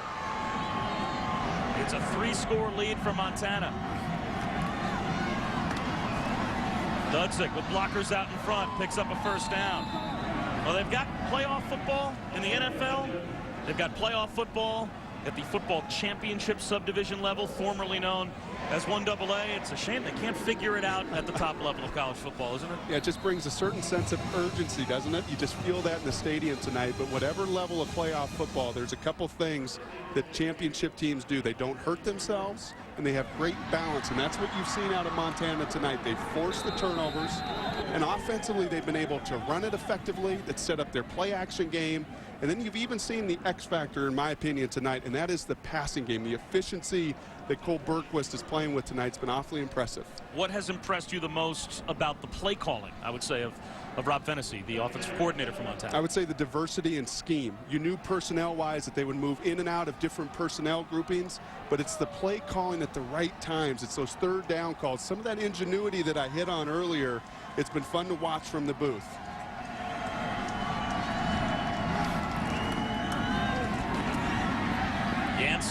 Finds a crease and picks up a first down near the 20-yard line. Well, that sense of urgency starting to build for James Madison as we are in the fourth quarter. They're a running football team, Brock. So it's hard for them, I would think, to come from 3 scores down in the final 15 minutes. I think you're absolutely right. And I think that's the concern on Mickey Matthews' face. And you see the plays there, the disparity between rush and pass. That clock becomes your enemy when you can't throw it effectively. And when you're without your starting quarterback and star player, Rodney Landers. Drew Dudzig has done a heck of a job in a backup capacity, though. And he picks up 6 yards up the middle. Brandon Fisher, Jeff Fisher's son, cut him down at the 15-yard line.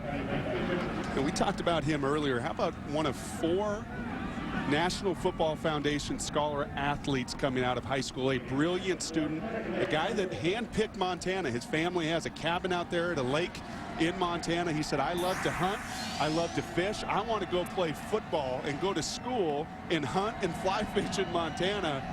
And he's enjoyed an illustrious career to this point. Dudzig with a cutback. Another first down inside the 10-yard line, so it's 1st and goal. And he also said that Dad would be able to come next week. Obviously, Nashville to Chattanooga, in-state there, a home game in many regards for the Fisher family. This defense for Montana, they've done a great job in the red zone tonight. If they could find a way to get a stop here, that 35-17 becomes very daunting for James Madison.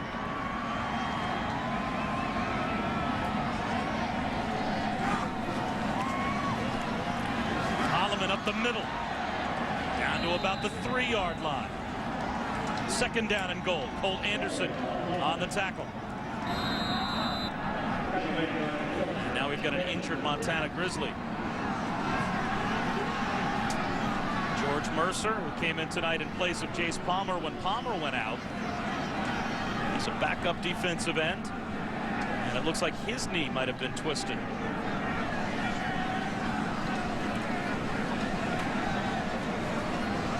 A lot of leg injuries tonight on a very cold night. We've been talking about a really warm story from a father-son standpoint on the Montana side with Jeff Fisher here, seeing Brandon Fisher, but there in the background in the wheelchair, that's Clayton Matthews. Now, he's the son of Mickey Matthews. He's the wide receivers coach on this staff, wears a headset, coaches, recruits, all from his wheelchair, lives on his own, drives a car that's been retrofitted for him. He was in a car accident on August 3rd of 2003 after playing for his dad here at James Madison. Was a quarterback and wide receiver, but he was paralyzed from the mid-chest down in that car accident in 2003. He goes through a good year of rehab or more. And then near the end of a year of rehab, when he's made as much progress as he can, he and his mom are on their way back from a doctor's visit. He gets into another car accident with his mom, and that car accident resulted in a fracture in his neck and a re-injury of his spinal cord. He had to start the rehab all over again a year later. But he is an inspirational story, and boy, his dad was so emotional talking to us yesterday about how proud he is of his son. After the injury timeout, 2nd down and goal for James Madison. Holloman on a cutback. Lost a yard, back to the 4. Jace Palmer turned him back inside. And that's a bit of a curious call on 2nd down. You've had such success running right at Montana. You played a little bit of the strength of this secondary and these linebackers from Montana when you start running horizontally east to west. And now you've created the biggest 3rd down of this football game. If you're James Madison and Mickey Matthews, you've got to find a way to punch this ball into the end zone.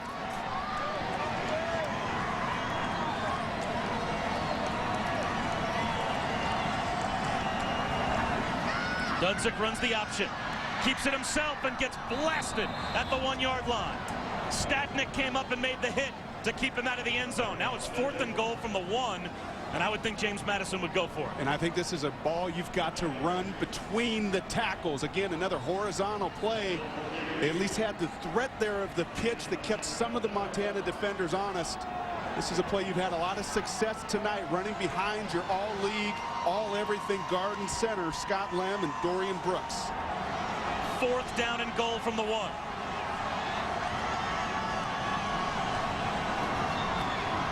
Holloman going nowhere. Montana gets the stop and turns James Madison over on downs.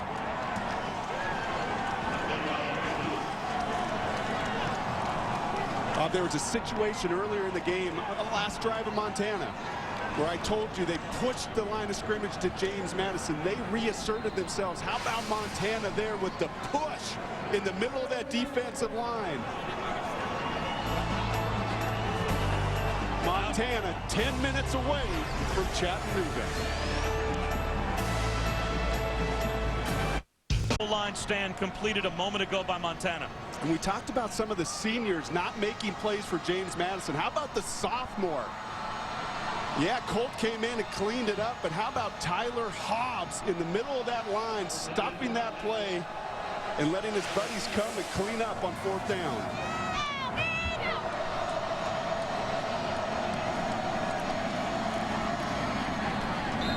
Reynolds for a gain of a couple. Let's head back to our studios. All right, Bob, the Yankees didn't stop with CC Sabathia. A.J. Burnett has agreed to a 5-year deal with the Yankees. He gets $82.5 million in that deal. And the Giants will be without running back Brandon Jacobs against the Cowboys on Sunday. Both of his knees have been a problem, but the left one is going to keep him out of the game. More on SportsCenter after our game.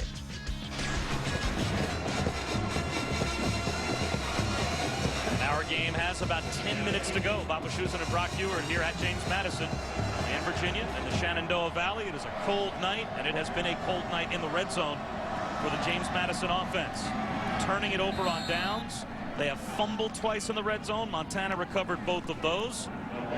And now the Grizzlies just trying to create some breathing room here, having 3rd down and 6 at their own 7-yard line, but they have a 3-score lead in this national semifinal. And Brock, you have to wonder, without that man, Rodney Landers, he is the all-everything quarterback for James Madison, how limited their play calling was down inside the 5-yard line. I'd say limited, Bob, but when you've had trouble with him in there and he fumbled earlier, I think you've got to credit this Montana defense, and in particular on that 4th down, the play of the interior defensive line, which, as I said earlier, real strength for the Grizzlies. A draw on 3rd down. And Reynolds is stopped. So now Montana will have to punt it from their own end zone. And this should be great field position for James Madison, which after getting turned over on downs is the exact scenario they needed. Yeah, some conservative play calling when you're ahead 18 points in the 4th quarter. You play the numbers here. You play conservatively, does Bobby Hauck in the offense there. Now this becomes a very large punt. Again, a very inexperienced, a redshirt freshman punter is Ken Wood. This is the biggest punt of his career.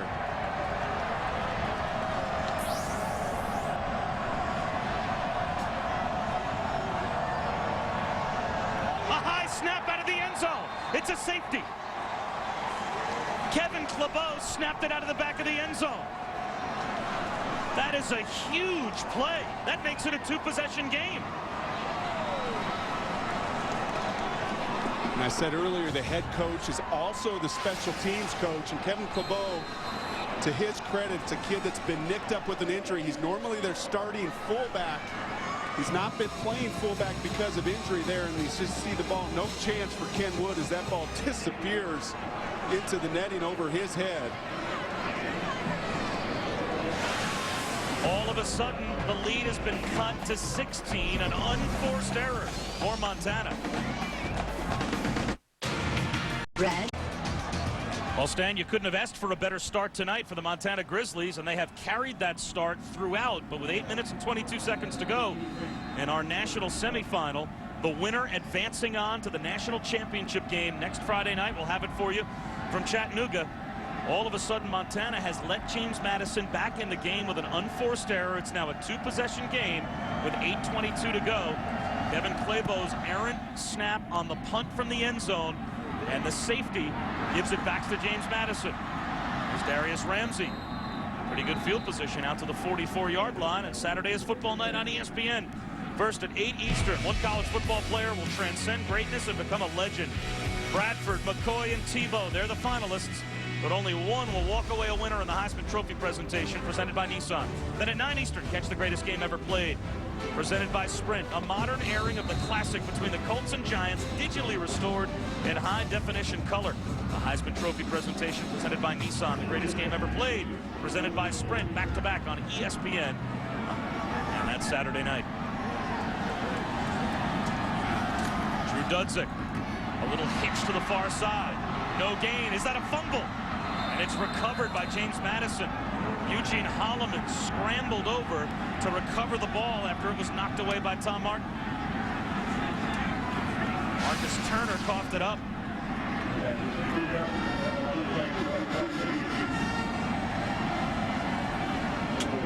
Actually, that was Shan Schillinger on the tackle, not realizing he popped that ball out. He had a chance here, actually, if he would have known the ball's on the ground.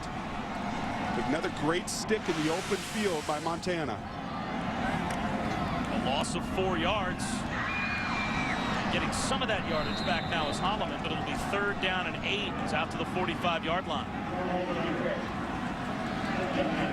Look at that clock just tick away, Bob. Under 7.5 minutes to go now. Again, you got to be up tempo if you're James Madison. This has got to be like a 2-minute offense. But when you're an offense adept at running the ball, you don't run this scheme in this 2-minute drill a whole lot in practice. And you have to think this is 4-down territory for them, down 2 scores and 2-point conversions. 3rd down and 8. Dudzik over the middle, a drop. Bosco Williams drops the ball at the 40-yard line. And likewise, we've talked a lot tonight about Rob Fennessy. Well, how about Jeff Durden there? He does a nice job on 3rd down of that play action scheme. You see the fake, hold those linebackers enough. And that's an excellent throw right on the belt buckle. That's a play you've got to make.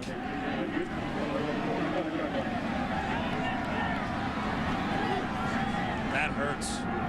Under 7 minutes to go, and yes, James Madison will go for it on 4th down and 8.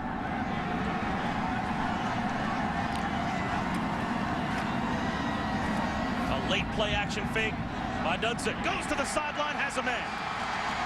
Kirby Long picks up the 1st down and then some. A gain of 29 on 4th and 8.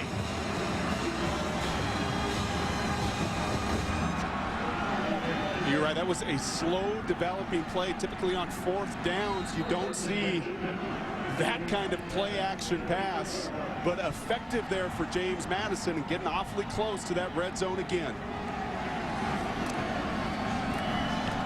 Holloman on the take up the middle. Inside the 20-yard line, down to about the 18. Jace Palmer tripped him up. Now keep an eye on this clock. That play ended with about 6:37 to go. Again, if you are an Oklahoma, you are an Alabama, you are a Florida, this ball is snapped. Watch the differential in those critical seconds between getting that play from the sideline and the snap. It's over 20 seconds. That's a kind of keeper at the 10-yard line. Touchdown.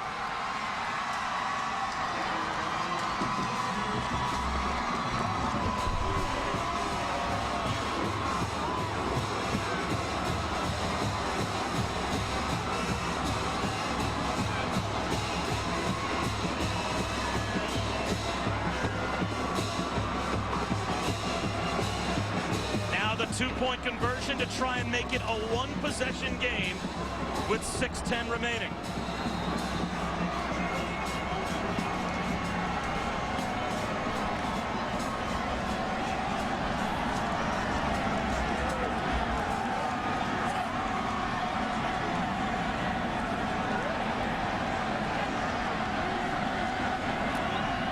Dudzik will roll. He'll come back to the near side, try and run it in, leaps. Is he stopped short of the goal line? The officials, I believe, will say yes. He's kept out. Sean Lebsock came up and depleted Drew Dudzik. And this is certainly worth another look. How close does the ball come to breaking the plane? We may have gotten it across the line. They'll have to go to the replay booth and take another look. Does the tip of the football break the plane as he is flipped upside down?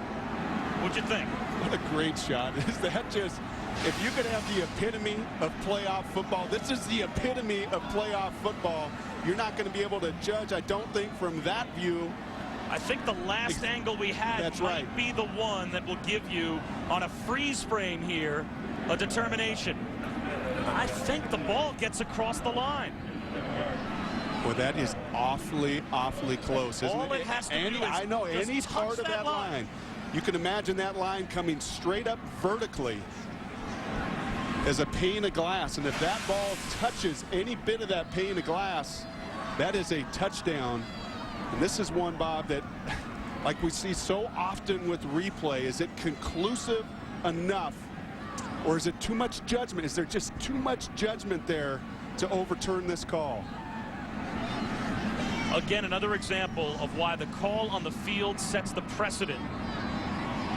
And why once that precedent is set, it is so difficult to overturn it. If they had said that he broke the plane there, they probably wouldn't overturn that from the replay booth either.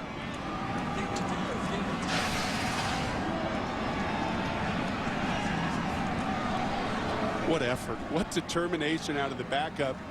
And again, imagine that vertical line coming directly up. Try to telestrate that. I don't think I can try. I'm not an architect. I don't think I can draw a straight enough line. I'm not going to try that. Easy there, Mike Brady. But that's the judgment of these officials, these ACC replay officials. After further review, the ball broke the play of the goal line. A two-point conversion.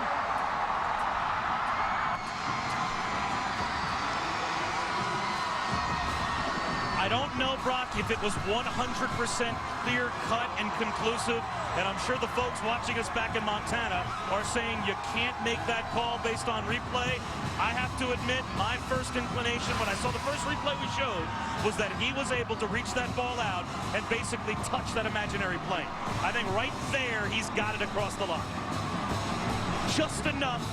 I think replay got it right. Are his fingers across the line? That is just a very difficult call, and I got to be honest with you. I am surprised that they overturned that call. I really am, because more often than not, if there's any room for judgment, any room for error, as you said, the precedent has been set on the field, but that call has brought this crowd back to life.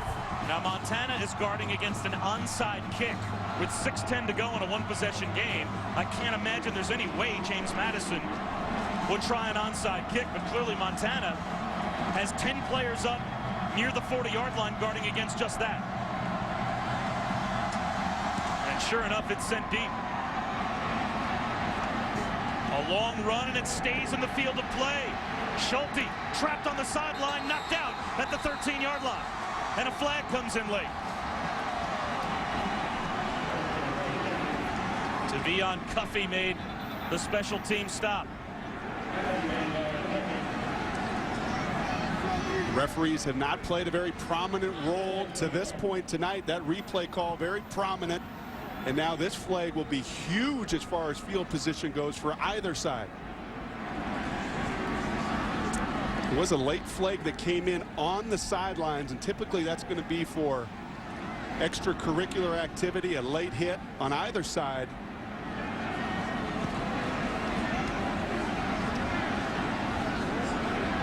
Watch the left side of your screen here as they continue to discuss, and it's a long discussion as to who the penalty is going to be against. We have 2 fouls on the play. We have holding on a return, number 80. That penalty will be enforced 10 yards from the end of the run, followed by a dead ball, personal foul, number 91 on the defense. That'll be 15 yards, first down. DJ Bryant, 91 for James Madison in purple, is the second flag that was thrown. He's on the left side of your screen. You be the judge.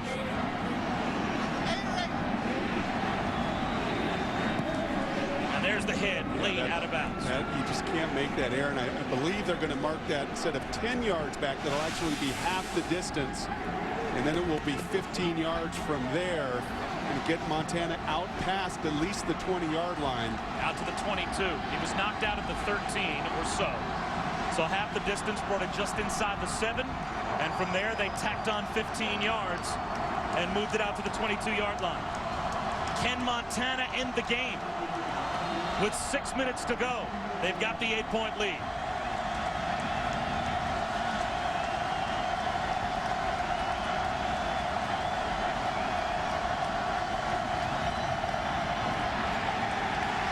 Nothing there for Chase Reynolds. A yard, maybe 2. Pat Williams led the charge for that James Madison defense. You saw on the last drive a very conservative play calling. Yes, they were inside their own 5-yard line, and that will lead you to 3 runs. But Bobby Houck, Rob Fennessy have some decisions to make here. James Madison's committing to stopping this run. You have one-on-one matchups outside. How will Bobby Houck and Rob Fennessy handle this situation with 5 minutes to go? It's like a run audible there. He might be changing the play with the play clock down to 4. Reynolds out across the 25 to about the 27-yard line. It'll be 3rd down and 5 as we approach the 5-minute mark. How about the effort of Arthur Moats there? He's limping around a bit the last 2 plays, and even that last drive, he's come alive. Mickey Matthews telling us he's been a different man, obsessed after not being a first or second team league defender this year. Though he had 11 sacks and was the most active defensive player, boy, is this a big 3rd down.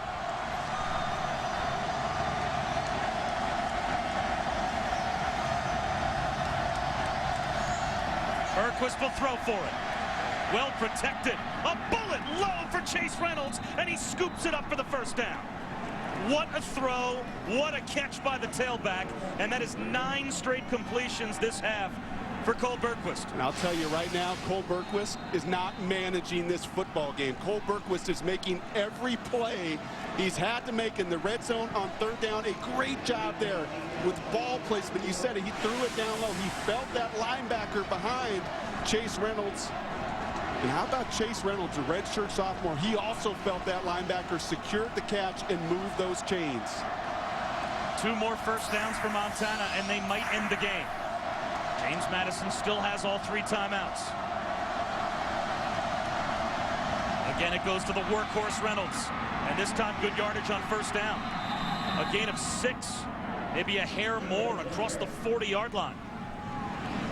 Now it becomes decision-making time if you're Mickey Matthews and your staff. When do you use those timeouts? You know that Montana's going to wind this clock down. They're going to continue to run behind their 300-plus pounders.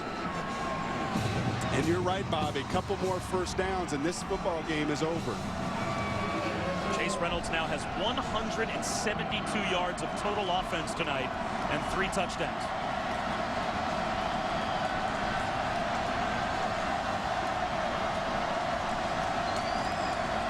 Couple of tight ends and a power eye on 2nd down and 3. Reynolds again. Stopped short. It'll be 3rd down and 2 as he's driven back. J.D. Skolnitsky was the first man in the hole for the Dukes.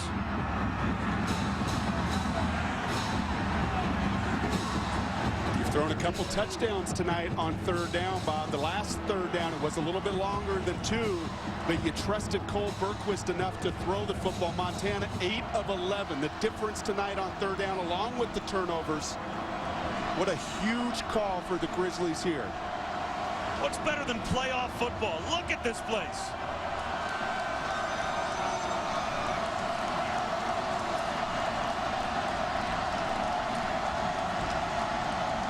Bergquist to throw for it on 3rd down on a rollout. Down the sideline for the big play. The catch is made by Mariani. Inbounds for a 1st down to the 23-yard line. What a call by Montana again. And you see the disappointment there from Evan McCullough. He is the senior. He is the 1st team All-CAA player. And once again, great play action pass. And a quarterback on the run who understands when I'm running to my right, that ball will tend to float to the right. but he does a great job of keeping that ball in bounds. And does Mariani do enough here to hold on to the football? Does he have complete control before landing out of bounds? If the play stands, Bergquist is 10 for 10 in the second half with 3 touchdowns and a play that might end the game. But they're definitely going to go to the replay booth here.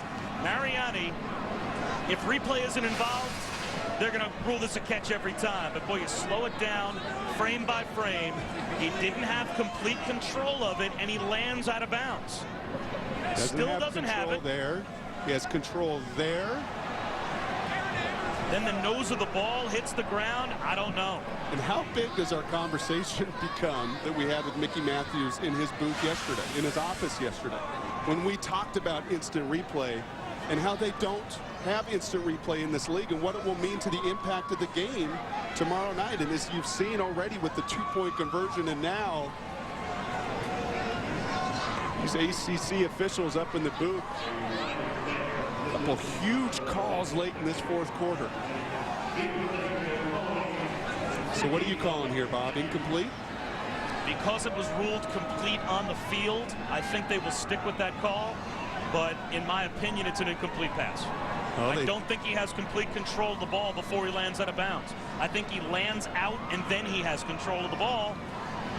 There's already been one very close call that's gone James Madison's way. After further review, the runner did not have the pass receiver did not have possession of the ball. It's incomplete. I think it's the right call, Brock. Do you? I do too, and I think it's there, the initial. If he would have had control initially, I think that's a lot harder to turn over. But you just, I think that is the right call, Bob. As difficult as that is to judge, these are two situations now where typically, again, you say, is there conclusive enough information there to overturn the call? And this ACC replay team both times has determined, yes, there is enough conclusive evidence. What an amazing turnaround again, with replay playing a huge role here in the second half. James Madison was given a very borderline 2-point conversion call via replay on their last possession that made it an 8-point game. And now a third down completion from Bergquist to Mariani that really could have, for all intent and purposes, ended the game, is turned back again on replay. And Scotty McGee is deep to receive the punt. And now I think the officials may be going back just to confirm the spot of the ball. Now that they've ruled it. Or the play clock. Please reset the game clock to 2 minutes and 10 seconds. 2 minutes and 10 seconds. So they tack on 4 more seconds for James Madison.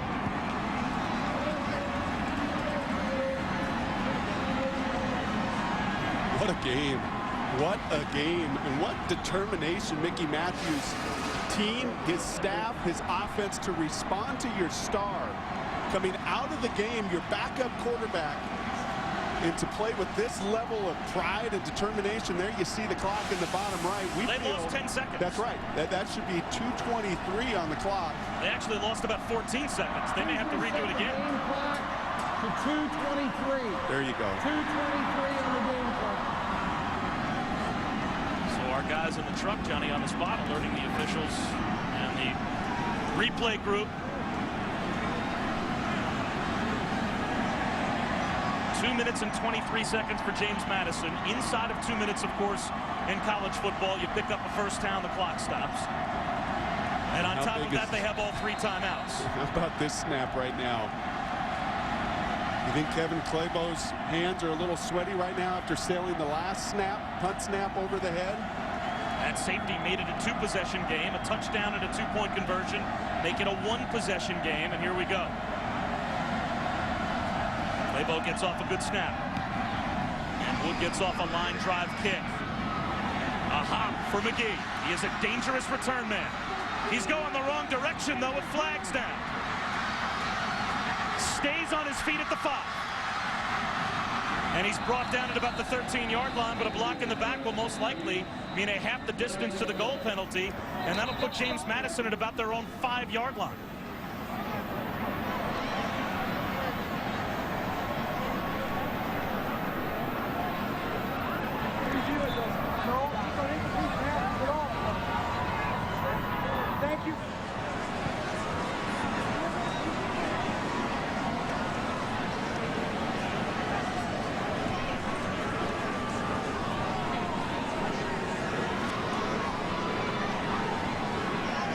Here's another look at the penalty, and it was a pretty clear block in the back right there. And not just the block in the back, how about the 18 seconds? During the return, number 33, penalties 10 yards, half the distance from the end of the run, be first down. Replay has had a huge impact on this game. A two-point conversion that goes James Madison's way. The Mariani catch ruled incomplete. This might have ended the game. Instead, James Madison still has a chance.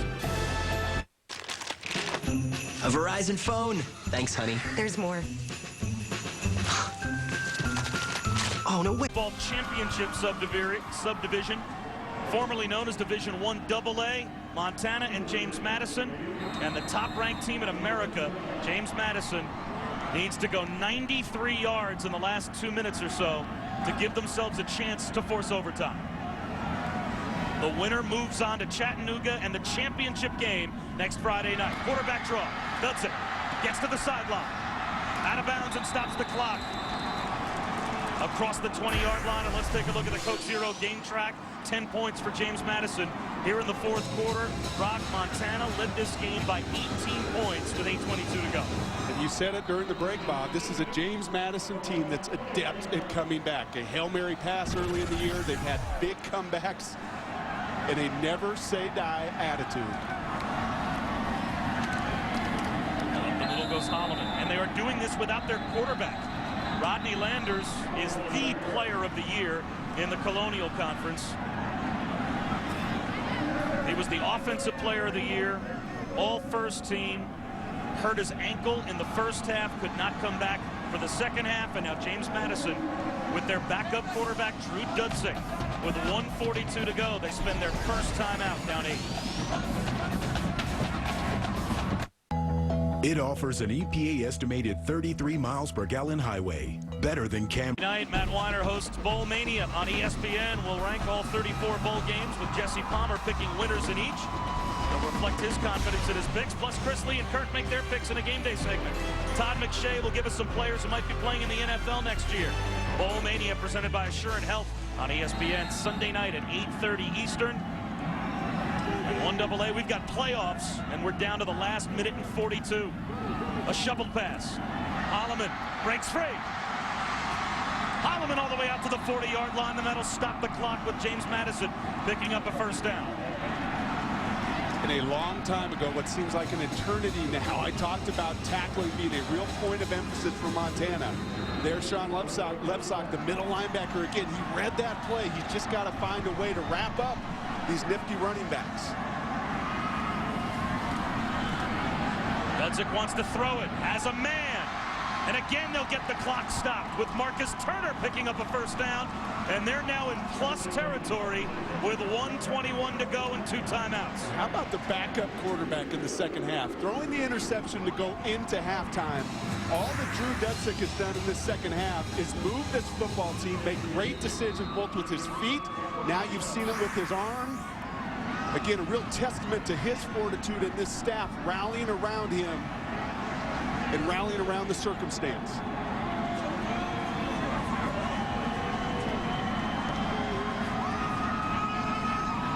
Dudzik will throw it again under pressure off his back foot and gets it to the sideline.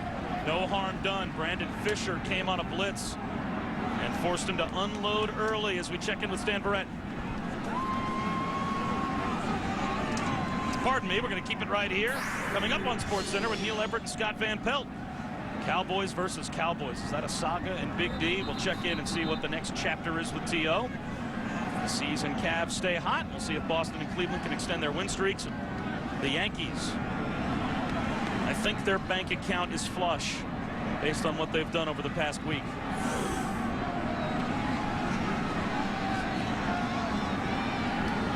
I think the Steinbrenner family Well, it's great for not hit in any way, shape, or form by the economic troubles of the rest of the country. We're going to verify the clock status on that play. Well, they're going to go to replay and make sure that with 1:17 to go, we have an accurate clock. And that is all too important in a playoff scenario. And you're right, it's good for baseball, isn't it, to sign a $160 million pitcher and follow it up with an $85 million pitcher 3 days later? Let's take another look and see That clock stayed frozen for a while. And it That's went called from a 120 home field clock. It went from 121 down to 117. So really for the officials in the replay booth, this is going to be nothing but an estimate because the clock never ran in the first place. The clock was not started on the play. Please reset the game clock to 1:16. 1:16. They take 1 second off.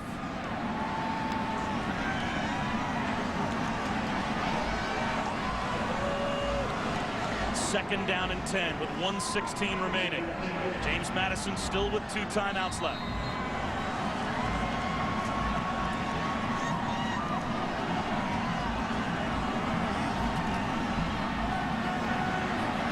Dudzik can tuck it under and run. Instead throws on the run and delivers a strike. First down to Rakeed McCarter. And there's a flag down back at the line of scrimmage.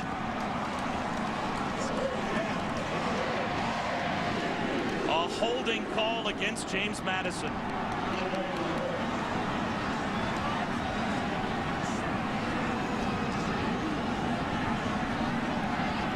And for a game that saw very little of the yellow flags early.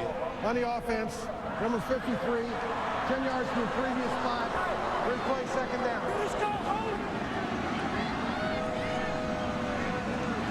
Mickey Matthews is livid. He was about 5 yards out on the field. And you can even hear him arguing through the referee's mic as he made the announcement to the crowd. So now it's second down and 20 back to the 41-yard line. The winner goes to Chattanooga in the national championship game. We'll have it for you next Friday night. I said, what a great game this is tonight. Just a terrific football game. A 4-man rush. They wanted the screen, and Montana realized it. And that forced Dudzik to throw it away. And now extra flags come out. And that's got to be receiver or lineman down the field, doesn't it?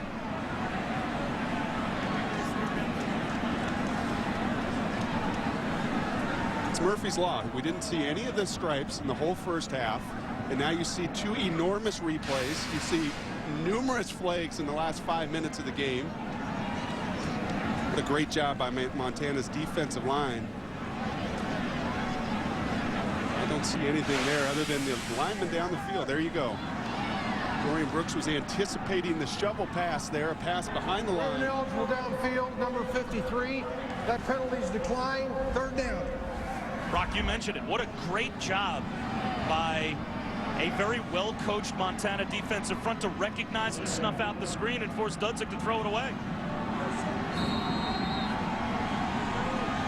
That's the strength, Bob. That is the strength of this defense. Those 2 senior interior redshirt fifth-year seniors at your defensive tackle. You've got a lot of smart football players. And now you've put James Madison up against it with a 3rd and 20.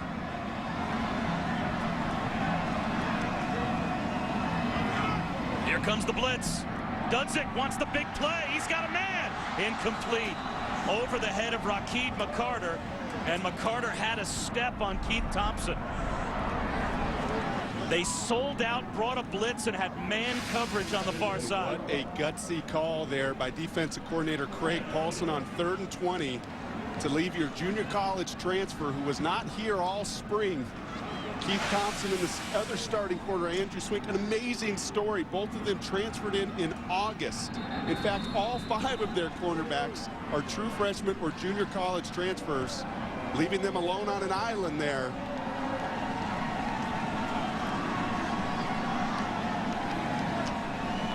And now with 4th down and 20, they call timeout as we take a look at today's Pontiac game-changing performance.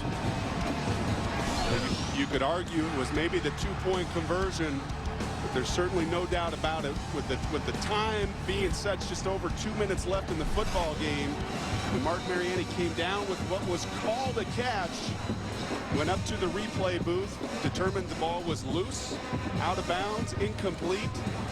Let's put Montana's defense to the test here. You see Mariani there. He's sensing 57 seconds away from Chattanooga and playing for the national championship next Friday night. Well, maybe 1 play away because James Madison now faced with 4th down and 20 to keep the drive alive. And they called a timeout, leaving themselves with only one remaining to set this play up. Here we go. And this will not be a blitz. 7 deep in coverage for Montana. A completion to the far side. No, McCarter dropped it. And that will end the game. Rakeem McCarter had it in his hands. A perfect strike thrown by Drew Dudzik. And McCarter dropped the ball. Hey, go get Fisher.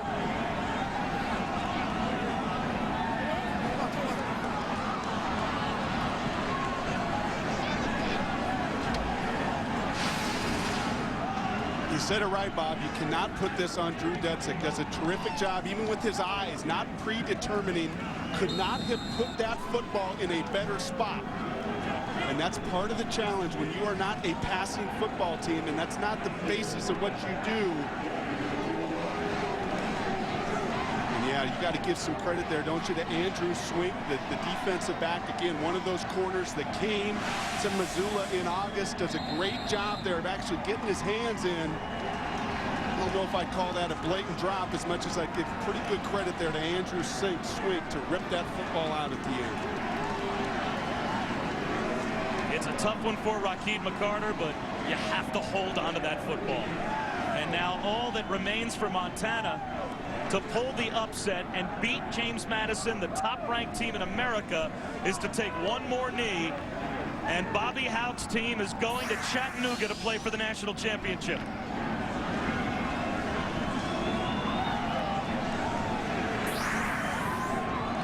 What a great football game. Again, I tip my hat to Mickey Matthews, his entire staff, to regroup in that second half. You lose one of the top players in all of Division I AA football now, the football championship subdivision. You lose Rodney Landers at halftime. They respond. A brilliant effort in this fourth quarter to come back, but in the end, those 4 turnovers, the great balance that Montana displayed throughout offensively. Bobby Houck and the Grizzlies Great season, guys. heading back to the national championship game. It is going to be a fun plane ride back to the Big Sky for the Grizzlies. They move on, upsetting James Madison on their home field. And tomorrow afternoon at 4 Eastern, Richmond and Northern Iowa will play for the right to take on Montana for the national championship next Friday night. A game we'll have for you on ESPN2 from Chattanooga. Our final score, Montana pulls it off, 35-27. They beat James Madison. This has been a presentation of ESPN, the worldwide leader in sports.